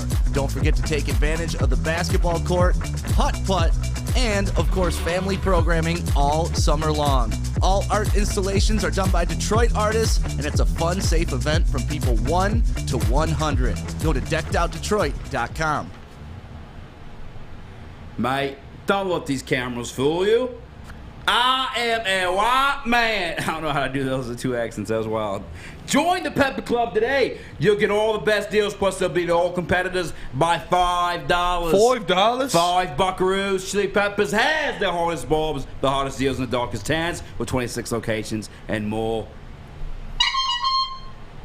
What up, though? Welcome back to the Woodward Heavyweights. I'm your boy Eazy, joined by my man Spin More Racks. What up, though? We got Crocodile Sussy in the TD booth. I'm actually about to send that video on Slack so they get the whole real deal. Because you are dressed wild today. Yeah. You're my guy. I love you. You're here for a reason. He said Friday fit. It is really wild without the pants. Like, it looks way wild. 100%. Matter of fact, hit this 2cam. Come up here. Yeah. The people need to see what you got going on here, man. Okay. This is wild. All right, here we go. Welcome to the Woodward Heavyweights Fashion Show. You see young Sus coming to the front of the stage. No, come behind the desk. Oh, I guess you can do that too. Well, you gotta see the pants. That's true. You see young Sus coming to the front of the stage, dressed in his best Steve Irwin. Lay on the desk. Yeah, get on the desk. Get fired. Dude, real why are quick. you just standing in front with your back to the camera, man? There you go. Hold on, real quick. Give me one shoe so I can see the shoe too. Yeah, you gotta put the shoe up. Put the shoe up. You try to put the shoe getting crazy, boy. What you mean? What, man? We out here, boy. Pull your quad on that. They'll end up like me now. It's a torn meniscus and everything. Get back in the booth, man. Hey, I guess I'll give him credit for not wearing like high socks. It could have made everything all worse. It looks crazy without the pants. It really does. So, you know we are the Woodward Heavyweights. Uh-huh. You know that, well, first of all, welcome back. Make sure you like and subscribe. Share the stream. Drop a like for us if you're excited for the new Hard Knocks coming out next week. If you're excited for the Lions going up against the Colts in some preseason action tomorrow at 1 o'clock. But we are the Woodward Heavyweights. We are the conductors of the Malcolm Rodriguez hype train. Yeah. So it's only right we talk about him at least once per 2 shows. Okay. Malcolm Rodriguez. We were right. This man, we were End of right. story. Suck it. No, we knew. You didn't. No, but he's getting first team reps. You see him getting reps with the first team, getting reps with the twos, going in there, making plays against the Colts, stopping Jonathan Taylor for no gain, stopping Naheem Hines for no gain, blowing plays up in the backfield, being that guy to fill those holes in the defense when we needed to. And it just makes me excited because, like I said, it feels good that we saw it, we called it, we got it right, and now the world is like slowly joining the party. We had Terry Foster, the Growler, on yesterday talking about how he is joining the Malcolm Rodriguez hype train. We see national media picking it up. We heard, I watched a quote from his old coach at Oklahoma State. I can't remember the guy's name, but I can picture his face. Like he's a very notable coach. Dan, the head coach of Oklahoma State. He was talking about how after year 2 at Oklahoma State, he was like, okay, yeah, this guy's got something. He's always in the right spot. He's always making the right play. He's always doing what he needs to do. So to add a guy like that to this defense, where we desperately need it in the linebacking core, from a 6th-round pick, that's a hit. That's a hit. Even if he's not everything we're pumping him up to be. If he's a starter and he's your 6th-round guy on this defense, that is an absolute hit. So I love seeing him getting the notoriety, getting the love that he's getting from everybody else in camp and outside of even Lions media. Did you see Swift talking about him? No, what'd he say? Swift said, that's my guy. Yeah? That's my dog. Yeah, it's funny. Everyone is falling in love with this kid. We fell in love first, right? He's ours. He's ours, yeah. Get away, bitch. Stop looking at my man. But literally, they interviewed Goff, Malcolm, Swift. Mike Gundy. Sorry, Mike Gundy. Mike Gundy. Yeah. We interviewed all three. Well, obviously, Malcolm. We talked about Malcolm with Malcolm. But with Goff and Swift, for like Malcolm to come up with this conversation, they asked him and they confirmed everything. You could tell Goff was kind of like, I don't know about irritated, but he was, I don't know, he was his Hard Knocks question. So he was like, But he's obviously making an impact. You know what I'm saying? You see him out there, 4-4, big deal. Love it. Are you doing that because Becky's in the chat? Yeah. Is this what this was? Flexing for Becky? And I just wanted to talk about my guy. I'm happy for him. I'm with you. All right. Happy he's getting some shine. I'm happy too, to be honest with you. That's our first big call as like broadcasters. Yeah. I mean, would you content call us creators? Broadcasters? Content creators. There you go. Yeah, a little bit more accurate. Yeah. I want to talk about what we got on the sheet though. Cam Newton in Detroit. Dun dun. Dun dun dun. I feel like this is a topic every year. I feel like it's a topic every year since he's got dropped from the label. No, but it's always up conversation. I mean, he's a former MVP. He's been to the Super Bowl. He didn't win the Super Bowl, but been there. Yeah. For me, night and day, he's a better quarterback than Boyle. 100%. 100%. And I like Blau. You know what I'm saying? Yeah. I don't love him or whatever, but he's better than Boyle. That's just too much trouble, I feel like, in the locker room, though, to be honest with you. And I'm not saying that Cam's like an asshole in the locker room at all, but, like, just the media storm that comes with it. Like, I don't know. Like, I don't know how he would even be as a backup. He's just too much of, like, a presence in himself. You know what I'm saying? He's a giant man. Obviously, in practice, he's going to showcase what he can do. He's going to be tempting to want to start. Why are you smiling? Reagan. I'm a man. I'm 40. That's what Mike Gundy. No, man, the Cam stuff is interesting, and obviously he's a lot better backup than what we have right now. I just know how it would affect team chemistry. Yeah, can you put up that tweet for us, Sus? It's so I saw this on Twitter. We were just looking for show topics, show ideas, and NBL Tito says the Lions wouldn't give up any picks for a backup. Their number one option on the market, Cam Newton. Would you mind Cam as a backup? I wouldn't at all. Like you said, Cam Newton is head and shoulders better than Tim Boyle and David Blau. He is a guy, obviously he's a shell of what he used to be when he was an MVP, when he made the Super Bowl on that great Carolina team. That was a loaded Carolina team, too, by the way. That defense was stacked. Defense, yeah. I don't know, the offense was so much. I mean, they had some good pieces. They had Greg Olsen. They had Steve Smith Jr. They had, I don't think they had Steve Smith Jr. Stewart and Tolbert as their running back. Like, they had some good pieces, but it's I'm fine with it. I'm 100% fine with it. You bring in a guy like Cam Newton, that is a guy who can come in if Jared Goff goes down and run this offense and be competent running this offense, because you know what he is, you know what he brings. And I personally would rather have a veteran backup than two unproven guys. Like, Cam Newton has started in this league before. He's won a lot of games. He's won playoff games. So I'm very cool with it. Spark notes. No, I just don't. I'm not denying what he is on the field. You can't deny that. But again, in terms of locker room, like, football is like that type of sport. You know what I'm saying? It's very much a chemistry-driven sport. You need all 11 guys in unison for a lot of things to work.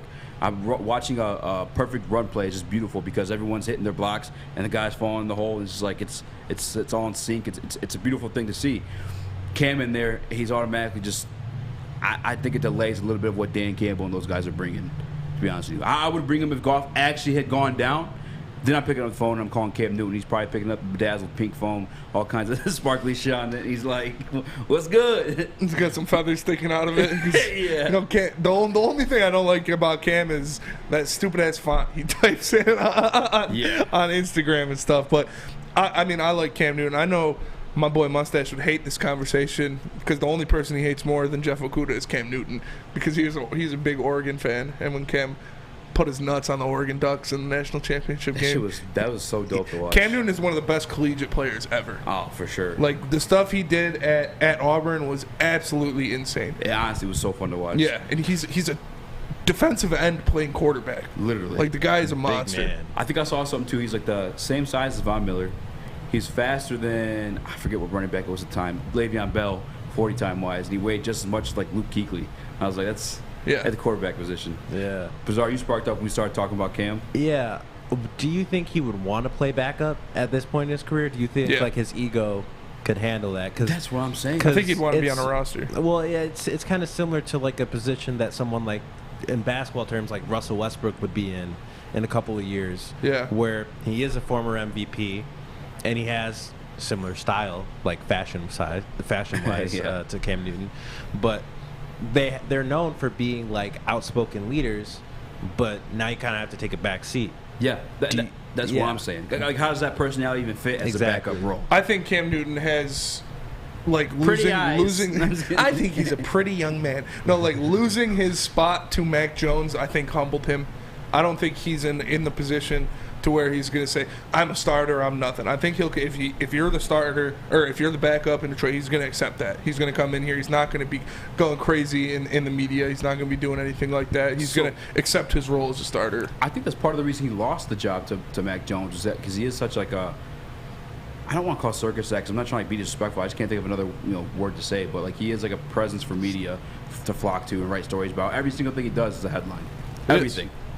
Literally. Yeah. And like that's just, I think it's a distraction, especially a guy like Bill Belichick. You know how he operates things. He needs to be in control of every goddamn thing. Look at how great Tom Brady was as a player, and partly maybe too Belichick and his coaching, but even him was under complete control. You know what I'm saying? Like he wasn't allowed to vary away too far from what he wanted to do. So Sus, put a poll in the chat.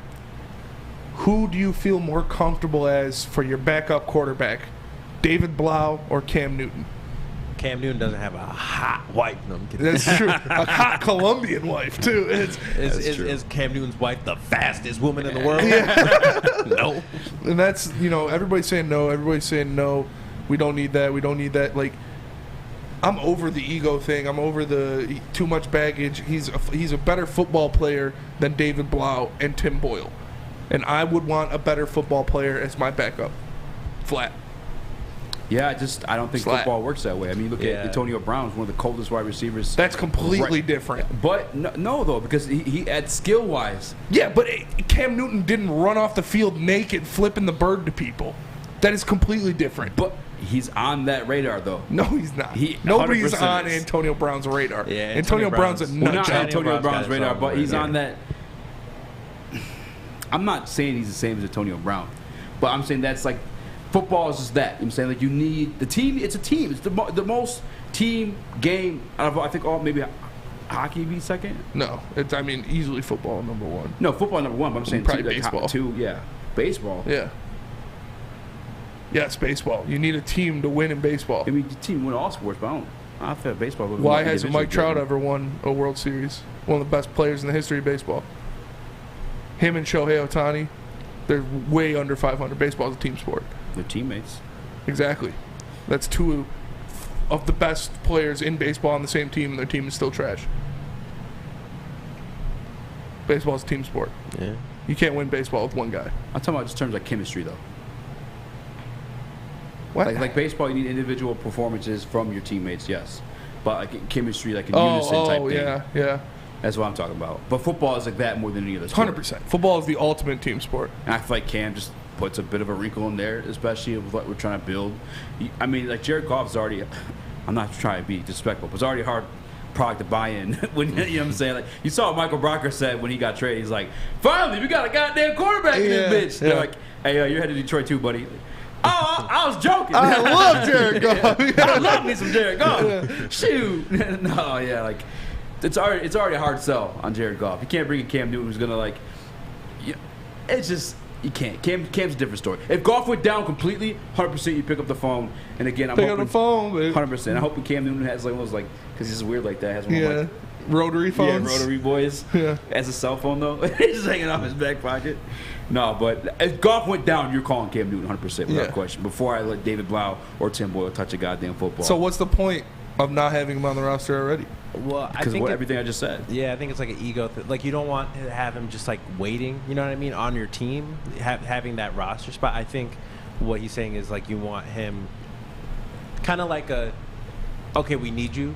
Like you know what I mean? You don't want. Hey baby, I'm sorry. Yeah, you don't want. You don't want to. I don't think Cam would want to listen to like a Jared Goff speech riling up the locker room. You know what I mean? Yeah. I don't think Jared Goff's making speeches. Hey, what if Jared Goff started dressing different though? They didn't bring him in. He's wearing the hats with the feathers. Jared Goff starts. He comes in dressed like Young Sus. Yeah. He starts tweeting with those fonts. Yeah. Shout out Crocodile Sussy. You know, if Cam Newton comes in, I know my boy Mustache is going to need some mental help if he sees Cam Newton and Jeff Okudah in line uniforms.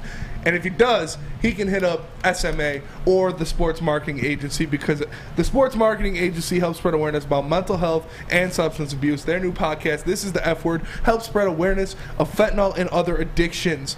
My boy Sean Jordan is doing something great for the community, and he's doing it right here from the Woodward Sports Desk, helping those who need it the most. So make sure, if you're struggling or you know someone who is, go to thesportsma.com. We are the Woodward Heavyweights, and we'll be right back. The Sports Marketing Agency would not be who we are without great community partners like Higuera Health and Carol Zuniga. It's an awesome opportunity to partner with your organization. Higuera Health is a comprehensive behavioral health organization, we serve children through older adults with mental health, substance use, and developmental disabilities across Western Wayne counties, and really excited to now be in downriver communities as well. Give us a call at 734-458-4601. You don't have to go to the beach, man. You don't have to get your butt crack full of sand. You just need a little chili peppers, man, to get that glowing beach chili peppers tan. Woo! With 26 locations in the Metro Detroit area and more coming, Chili Peppers Tanning is where you'll find the cleanest salons in the D. Join the Pepper Club for the best deals on unlimited tanning. Head to chilipepperstanning.com. You just need a little chili peppers, man. What's going on, everybody? It's your boy Spencer from the Foaling Warehouse in Hamtramck. You know, you've heard of it. It's the home of the original football bowling pin game called Foaling. Multiple different ways you can play. You've got $12 open unlimited play. We can stay there open until close. Have a good time. There's also private lane reservation, $120, 10 to 12 people. You get your own lane. You can bring in any type of food you want. If you get thirsty, they have a $2 mystery beer vending machine, or you can make your own decision with multiple fully loaded bars to choose from. So come on down, check them out in Hamtramck, or visit them online at foalingwarehouse.com. What up, though? Welcome back to the Woodward Heavyweights. I'm your boy Eazy, joined by my man Spin More Racks. What up, though? We got young Crocodile Saucy in the TD booth doing his thing. We've got Zark on a staticky mic. Say what up, though, Zark. What up, though? If you can hear me. What up, though? Before we went to break, we were discussing, so the Detroit Lions consider signing Cam Newton. Personally, I say no. There's nothing to do with the skill set. Everything to do with how football works in chemistry, and I just don't know that Cam would fit here as a backup quarterback. I think that's the reason why in New England, in that example in itself, it wasn't given an option as a backup. He was just cut. You know what I'm saying? I also think it's a little different, like Dan Campbell and Bill Belichick are different coaches. Like Bill Belichick would, we're not having that at all. But if you bring him in as a backup, again, I think that will humble him. He'll not be making these crazy plays, being the same kind of guy. Like, he realizes he's the backup. He realizes this is Jared Goff's team, so he's not going to be going crazy and doing all that stuff. And make sure you guys like and subscribe. Shout out to the Woodward Heavyweights. Yeah, I think you just shout yourself. Yeah. Shout out me. Yo, shout out me. I'm really killing it out there. I'm just doing a great job.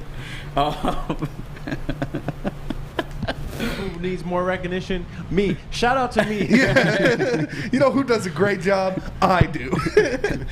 and that's Cam Newton. Yeah. No, but I'm not with it, man. I'm not with it as like a backup option. Again, if he's the guy, he's the guy. I'm 100% for that one. Related to basketball in the way a little bit, I almost feel like Ivy would be better as the guy on a team. You know what I'm saying? You just got to throw shots at Jaden Ivey whenever you can, huh? It's not a shot. I'm saying he'd be better as the guy. I'm saying he can lead a team. That's all I'm saying. You're comparing him to somebody that can't be a backup right now. That's a shot. No, he could be a backup. He's more than capable of being a backup. Cam Newton could be almost damn near be a starter, but I'm saying he's not a backup. It's kind of like what you said with Russ. Yeah, I think it's a lot more. Yeah, I think it's a lot more comparable to Russ, because Russ is someone who has been the man his whole career. You know, like, he's been the guy, and then he was an MVP, and he was still the guy. Then he had a little bit of a inconsistent period of time, but he was still seen as the guy because around the troops, and he's that guy. You know what I mean? He's the guy in the locker room. And then you start to realize, okay, well, he can't really do it anymore like how he used to. We might need to part ways with him. That's when it becomes a little because when you have someone who's so used to being the guy, even if they will accept a role as a backup, you don't really want them as your backup. You know what I mean? It almost feels like wrong to have them as a backup, first of all. But second of all, because they're not used to it. Mm-hmm. So, and the way they carry themselves, too. Yeah. They've always been the guy. Yeah, because even if they're the backup, they're probably still going to be, you know, the leader in the locker room, and that might not work for everybody, because it's like, okay, well, you're a backup right now, so why? You know what I mean? Yeah. Someone like Russ is a little different, because I feel like Russ's ego is a little bigger than Cam Newton's at the moment, because they're trying to just get Russ to play defense. And then I'm a Russ Westbrook. I don't play no goddamn defense. And stop shooting those mid-ranges that clank off the side of the backboard. They're not even asking him to really go. I mean, it is part of the thing. They were like, okay, well, then you got to go to the bench. He's not going to the bench either. I think that's the difference between the two. But in a couple of years where Cam is kind of, you can't really argue the point that he can still go, you know what I mean? Like, he's not who he used to be. Russ, I think, is still in the mentality that he can still go. Yeah. And that's kind of the difference between the two. In a couple of years, when Russell Westbrook's on the free agency market and no one's picking him up, that's when this starts to become a little bit similar to me. Yeah. Yeah, sometimes with guys like that, too, like they still have a flash of a moment that makes you think they could be that dude. But there's, end of the day, you're not that dude. You're not that guy, pal. What's up? Dude's got a driving... That's wicked smart. That is wicked smart. He's got 2 TVs strapped to the top of his Hummer. He's driving down Woodward. But speaking of backups, bet that ass up. We're going to be seeing a lot of backups tomorrow. Strip club? No. Night? Boys' night? Lions preseason game against the Colts. Oh, man. I don't have any money to go to a strip club. I'm broke as hell. We just got paid today. Yeah, I know, and I'm still broke as hell. Yeah, I'm still broke as hell, too. That money's not even touching my bank account. Yeah, man, we have it on the prep sheet, and that's why I stressed the Cam Newton topic so long, because it's the fucking backups. Yeah. But yeah, it's the backups. What do you want to see? What do you want to see out of I'm them? trying to think right now. I mean, out of the backups on a football team, the Detroit Lions football team more specifically, I guess I'd probably want to see the linebackers dominate a little bit. Yeah. Just because they're all kind of like, there's an open competition there. We still don't know who's going to for sure be the starters. I'm sure Malcolm's getting reps tomorrow too. So Malcolm Rodriguez, something I'm definitely looking forward to. Will Harris, something to look forward to. And he didn't play last game, so obviously I got to say my man, Ifeanyi Melifonwu. Yeah, if he is a big person I'm looking at. Kirby Joseph is another big guy I'm looking at. I want to see a lot of him in this game. Obviously, offensive side of the ball. Is Quintez Cephas back? Is he going to play? Will he be getting his first action? We heard that he was back at camp. He was doing some things, so maybe they give him some run. Tom Kennedy hype train coming through. No. Devin Funchess, is he going to be ready to play? Is he coming back? Is that stinger still bothering him? There are a lot of backup fights still going on this team. Guys like Mike Hughes, who are trying to make a name for themselves in this league. Guys by like the way, the highest rated corner on Madden. Yeah. By the way, not even starting on the team. Not even starting on the team. You, Madden. Guys like Mike Hughes, guys like Chase Lucas, trying to make pushes into that roster, trying to make sure they crack that 52-man. Yeah, that's a good one too, Chase Lucas. Chase Lucas is a big one. Kirby Joseph, another big one. Mm-hmm. Kirby Joseph, I think he can make the roster for sure. Oh yeah. Kirby's one to watch. Kirby, I'm giving time. I feel like he's more of a project. Chase Lucas has been a surprise, a pleasant surprise. I think he might. This sounds crazy to say, and maybe it's because our team is like that ass. It's that ass garbage at this point. You know what I'm saying? Garbage juice. That ass. No offense. Our defense side of the football, I should say. The secondary is like scattered all over the place, but Chase Lucas might be a starter on this football team as a 7th-round pick. Malcolm Rodriguez might be a starter on this football team as a 6th-round pick. You now, think Malcolm, Chase Lucas can be a starter? Dude, he's looked good. Yeah. I think the one thing Campbell said, he just wants to get a little bit more size on him. You could say like healthy throughout the offseason. So I have a question. Seeing what you've seen so far, Hard Knocks, training camp, preseason, does the defensive side of the Lions game, does it change your expectations for the season at all? Like, I know you're not supposed to take. It almost does. Yeah, it should for you. Yeah, because I know you're not supposed to take everything from preseason or whatever, but can't help but see what you see. Does it change your 10-win prediction or your 9-win I had them at 7. I'm going to stay at 7. I think that's a good spot. I think the teams that I have them beating, they're better than offensively and defensively on both of those sides of the ball, so I think they can use that to their advantage and get wins out of there still. But yeah, the defense is definitely suspect. It's definitely a big question mark, and that's why I was never on board with the 10 wins or anything like that, because I think there are still a lot of holes in this team. Yeah. It's a tough read based off of preseason because it's not like you know how football is. Football's a lot of like schematics, you know. Right. A lot of teams in preseason that do like a zone defense, they're just kind of like out there like fluffing. Obviously, you got their lineman rushing the quarterback and stuff like that. But I don't want to judge too soon off the preseason. I'm not a big fan of like doing that. I mean, the Detroit Lions went undefeated 4-0 the year they went 0-16. They never lost. You know what I'm saying? So it's tough to like get reads off that. I was at training camp though, and I did feel concerned about the secondary for sure. I see some people in the chat. Eazy does it. Yo, I'm Eazy, dog. You might have to get rid of that name speaking like this. Mike Hughes might be sneaky good. Mike Hughes is a threat to become a third on the depth chart, the slot cornerback. Yeah. Nah, fam. I don't think that's the case. I'm hoping that's the case. Obviously, I'm a Detroit Lions fan, but Mike Hughes is not looking that good. I can't believe Madden ranked him higher than Amani. He is ranked higher than Amani. Y'all been playing Madden? No. Hell no, not in a long time. I hate Madden. I haven't played in years. Sheesh. It's bad. Yeah, I was on that trial, that EA Play trial, so I played it for free. Was it fun? It's not bad. Yeah. It's not bad. I mean, everyone's gonna hate Madden every year. Yeah. And I'm sure for good reason. I'm not like a diehard Madden guy. Like him 2K, but it wasn't bad. Jared Goff's a 72, which is crazy. Yeah. That's disrespect. I mean, I'm not a Jared Goff guy at all, but 76 feels a little more fair to me than 72 is what you give like a bum. Yeah. For sure. 72 is bad. That's Amani was a 72 as well. If I'm not mistaken. Amani was not no 72. I think so. Real. Yeah. Get out of here. Yeah, I'm pretty sure he was. I'll look it up. You know, Mike Hughes, I don't think he'll have a good year. I think he needs to worry about getting cut. Yes. And if you want to worry about getting a cut, there's only one place you could go, and that's Lady Jane's, because he said yes. Jesus. As you know, we broadcast this show live from the Lady Jane's Haircuts for Men studio in Birmingham.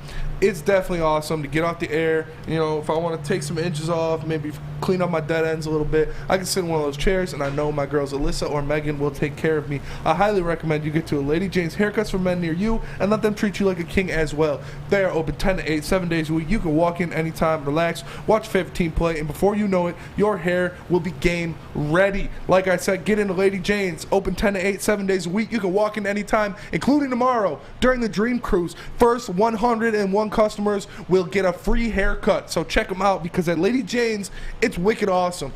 We are the Woodward Heavyweights, and we will be right back. New to the game or a season better?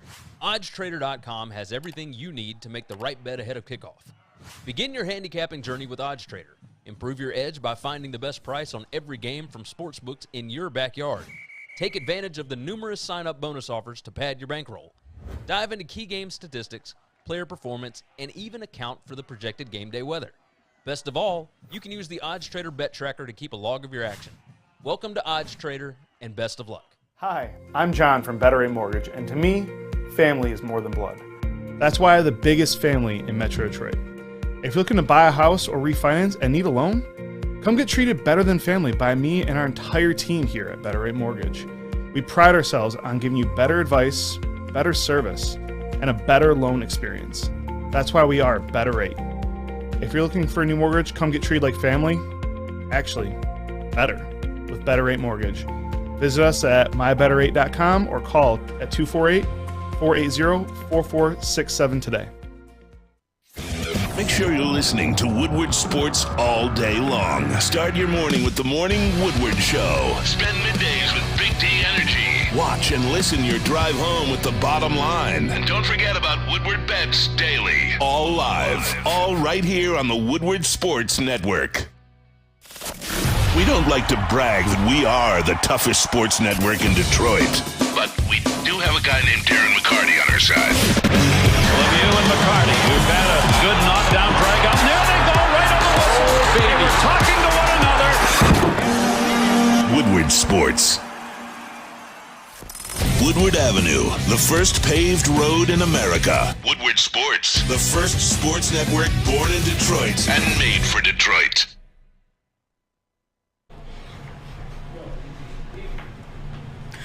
OddsTrader.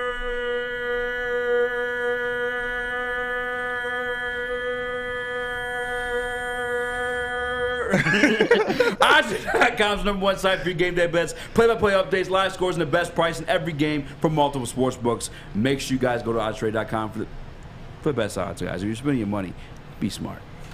What up, though? Welcome back to Woodward Heavyweights. I'm your boy Eazy Joe, my man, Spin my racks. What up, though? You were definitely on the mic when you hopped off that chair and said, I gotta piss. All right, well, you know, man's got to piss, man's got to piss. Yeah. You said you hope mustaches are watching because of Cam Newton stuff? Yeah. I hope he is watching his mustache. I'm coming to your house, boy. I'm with you guys this Saturday. Hell yeah. I don't know. We were supposed to go to Jimmy's, but Jimmy, I don't know what, he had something pop up, but yeah. UFC 278. Zar, are you a UFC guy? I used to be a bigger UFC guy. I was in Long Island. I was in Long Island. I was in Long Island a couple of weeks ago. Matt something? Yep. And it was there was some UFC event. There was some UFC event going on, and I met like every single person there. That was like coincidentally. I Shane didn't really Burgos. Yeah. PFL. The guy who had like that big fight. It was like he made a big comeback. Do you know what I'm talking about? Matt Schnell. Yeah, there you go. Matt Schnell. Yes, that's my guy. Shout out Matt Schnell. Shout out. Did you show him your dance? Yes, I did. Dope. I did. He was a very nice man, and then I watched him beat the hell out of a man the next day on television, which was crazy. But well, shit, we party at Mustaches. I'm just saying. Big card. I'm excited for it, man. I'm more pumped for Rocco versus. Why am I Costa? drawing a blank? Yeah, they were chirping yesterday. Paulo Costa. Yeah, he's like, it's tomorrow. Be cool. It's tomorrow when they're doing the weigh-in. He's like, not today. Be cool. Doing the weigh-in. So funny. Dude, he's so funny. Yeah. Like, I don't even think he's not. It's never on purpose. No. He's fucking hilarious, bro. He is. That's gonna be a great fight. What? This guy's name's Harry Hunsucker. Wait, whose name is Harry Hunsucker? Harry Hunsucker. In the chat? No, on the card. Oh, that's a real name. Tyson Pedrero versus Harry Hunsucker. That's a wild ass name. I can't lie. Yeah, but we got Kamaru versus Leon Edwards. Yeah. Oh my God. 2. Kamaru versus Edwards 2. I'm nervous for Kamaru though. I'm not at all. No. Yeah, you say he's gonna knock him out. Not even a little bit. You sticking to so Monday? You said Kamaru's gonna knock out Leon Edwards. Yeah. You still feel the same? Yeah. A standing KO or like TKO, like on the ground? Probably TKO. Yeah, like Khabib style. Yeah, or like knocked and then. Like I think he's gonna knock and then he's gonna pounce. I think you tripping. No, I think it's gonna happen. Leon's gonna be scared of the takedowns. We saw in that first fight, Kamaru took him down at will whenever he wanted. He was throwing him around the ring like a rag doll. I think that's gonna be in Leon's head. He's gonna be focused on the takedown. Kamaru's gonna let those hands fly. He's gonna Georgie his ass. He's gonna Kobe his ass. I don't know, man. I think Leon's obviously developed his. I think that experience, because that's the last loss he's had, changed him as like a. I remember watching him. I think his first main event was against RDA. Yeah. Or, you know what I'm talking about? Yeah, Rafael dos Anjos. Yeah, thank you. It was RDA. I don't know why I was tripping like I said the name wrong. But he saw him like wrestling a lot. It was like almost the point where it was kind of boring. Mm-hmm. But I think Leon's like taking that, part of his game and wanted to like evolutionize it for this fight specifically. I don't know, man. I think, like I said, that's going to be in his head. He's going to be looking for that. He's going to be overcompensating for that, and Kamaru's going to let the hands fly. Plus, Leon could let the hands fly. I'm not saying he don't have like KO power, but he's like nasty. He's a good striker for sure. Yeah. But Kamaru's got power. We saw his game has developed since he's been a champion. Obviously, when he got the championship belt, when he took it from Tyron Woodley, when he bullied that man. That was for wild. 25 minutes with the shoulder pump, foot stomp combos. So boring. Literally laid on top of Tyron Woodley was just laying there like that. Kamaru was just on top of him for 3 rounds, just punched him in the face. Most boring shit. And since then, we've seen him become the pound-for-pound best fighter in the world. We've seen him round out his game, so I'm excited for him. I think Usman's going to go crazy. I don't know if that Usman saw I guess he's literally fought Leon once. Yeah. I just didn't that was like we didn't even know who Usman and Leon were at that point. Mm-hmm. So I guess I watched that fight back, but I don't know, man. I think Leon's nice with the hands, man. Everything. I think he's a great striker. Did you see what I posted on my story? Yeah. The little combinations. I think he's a great striker. I'm not holding anything against him. Like I said, though, I think he's just going to be. It's going to be in the back of his mind. Like this guy, whenever he wants to, can take me down. So he's going to be preparing for that. Kamaru's going to let the hands fly, and he's going to. That's not the same Kamaru that he fought before. Yeah, like he. It's not the same Leon either. Yeah, but Kamaru is a champion. Sure. And he's proven why he's the champion time and time again. He's about to start triple lapping people in his division. He's Leon Edwards a plus 280. Beginning of the week, I think he was a plus 370 or something like that. I wish I would have took it, because honestly, I might just because of the odds, I might just throw some bread on Leon. Listen, man, I'm really 19-3, 1-no contest. That's the eye poke that he had against Bilal. Remember the name. Kamaru 20-1. Like, I don't know, man. I'm just not counting Leon. Kamaru got two more inches in reach. But the fight, my main event, the people's main event, I feel like just because we know someone's getting knocked out. Yeah. Paulo Costa versus Luke Rockhold. Yeah, I think Luke Rockhold's getting knocked out. I do. Think so? Yeah, I think it's been a while, man. Yeah. It's hard to jump back in there, especially against a killer like Paulo Costa. Like, that guy's a savage. It's his last 2 fights haven't gone his way, but that's because he fought other killers. Have you heard like Luke's interviews shit like that? Yeah. He seems dialed in. It seems like he's obviously been training for this for a while. He's been prepping for this, and he's been dialed in at camp. But so has Paulo Costa. He went back to Brazil. He's been doing camp there, and he's been in Brazil though. I expect, but this whole camp he's done in Brazil. His last 2 camps he hasn't. Oh, that's what they're talking about. He went back to Brazil for this camp to do his whole camp in Brazil. So I'm excited for him. I like that. I'm kind of biased because that Yoel Romero-Paulo Costa fight, when we saw that live, that was just something else, man. That was 2 gladiators just going at it. So I just think Paulo Costa is like in his physical prime. Luke Rockhold is not. So I'm gonna go with Paulo. Luke Rockhold, 77-inch reach. Paulo Costa, 72. The leg reach, I'm not reading too much into that one. Luke, also former member of AKA, so you wrestle a little bit. I think one match is slept on. Mirhab, do you know how to say the last name?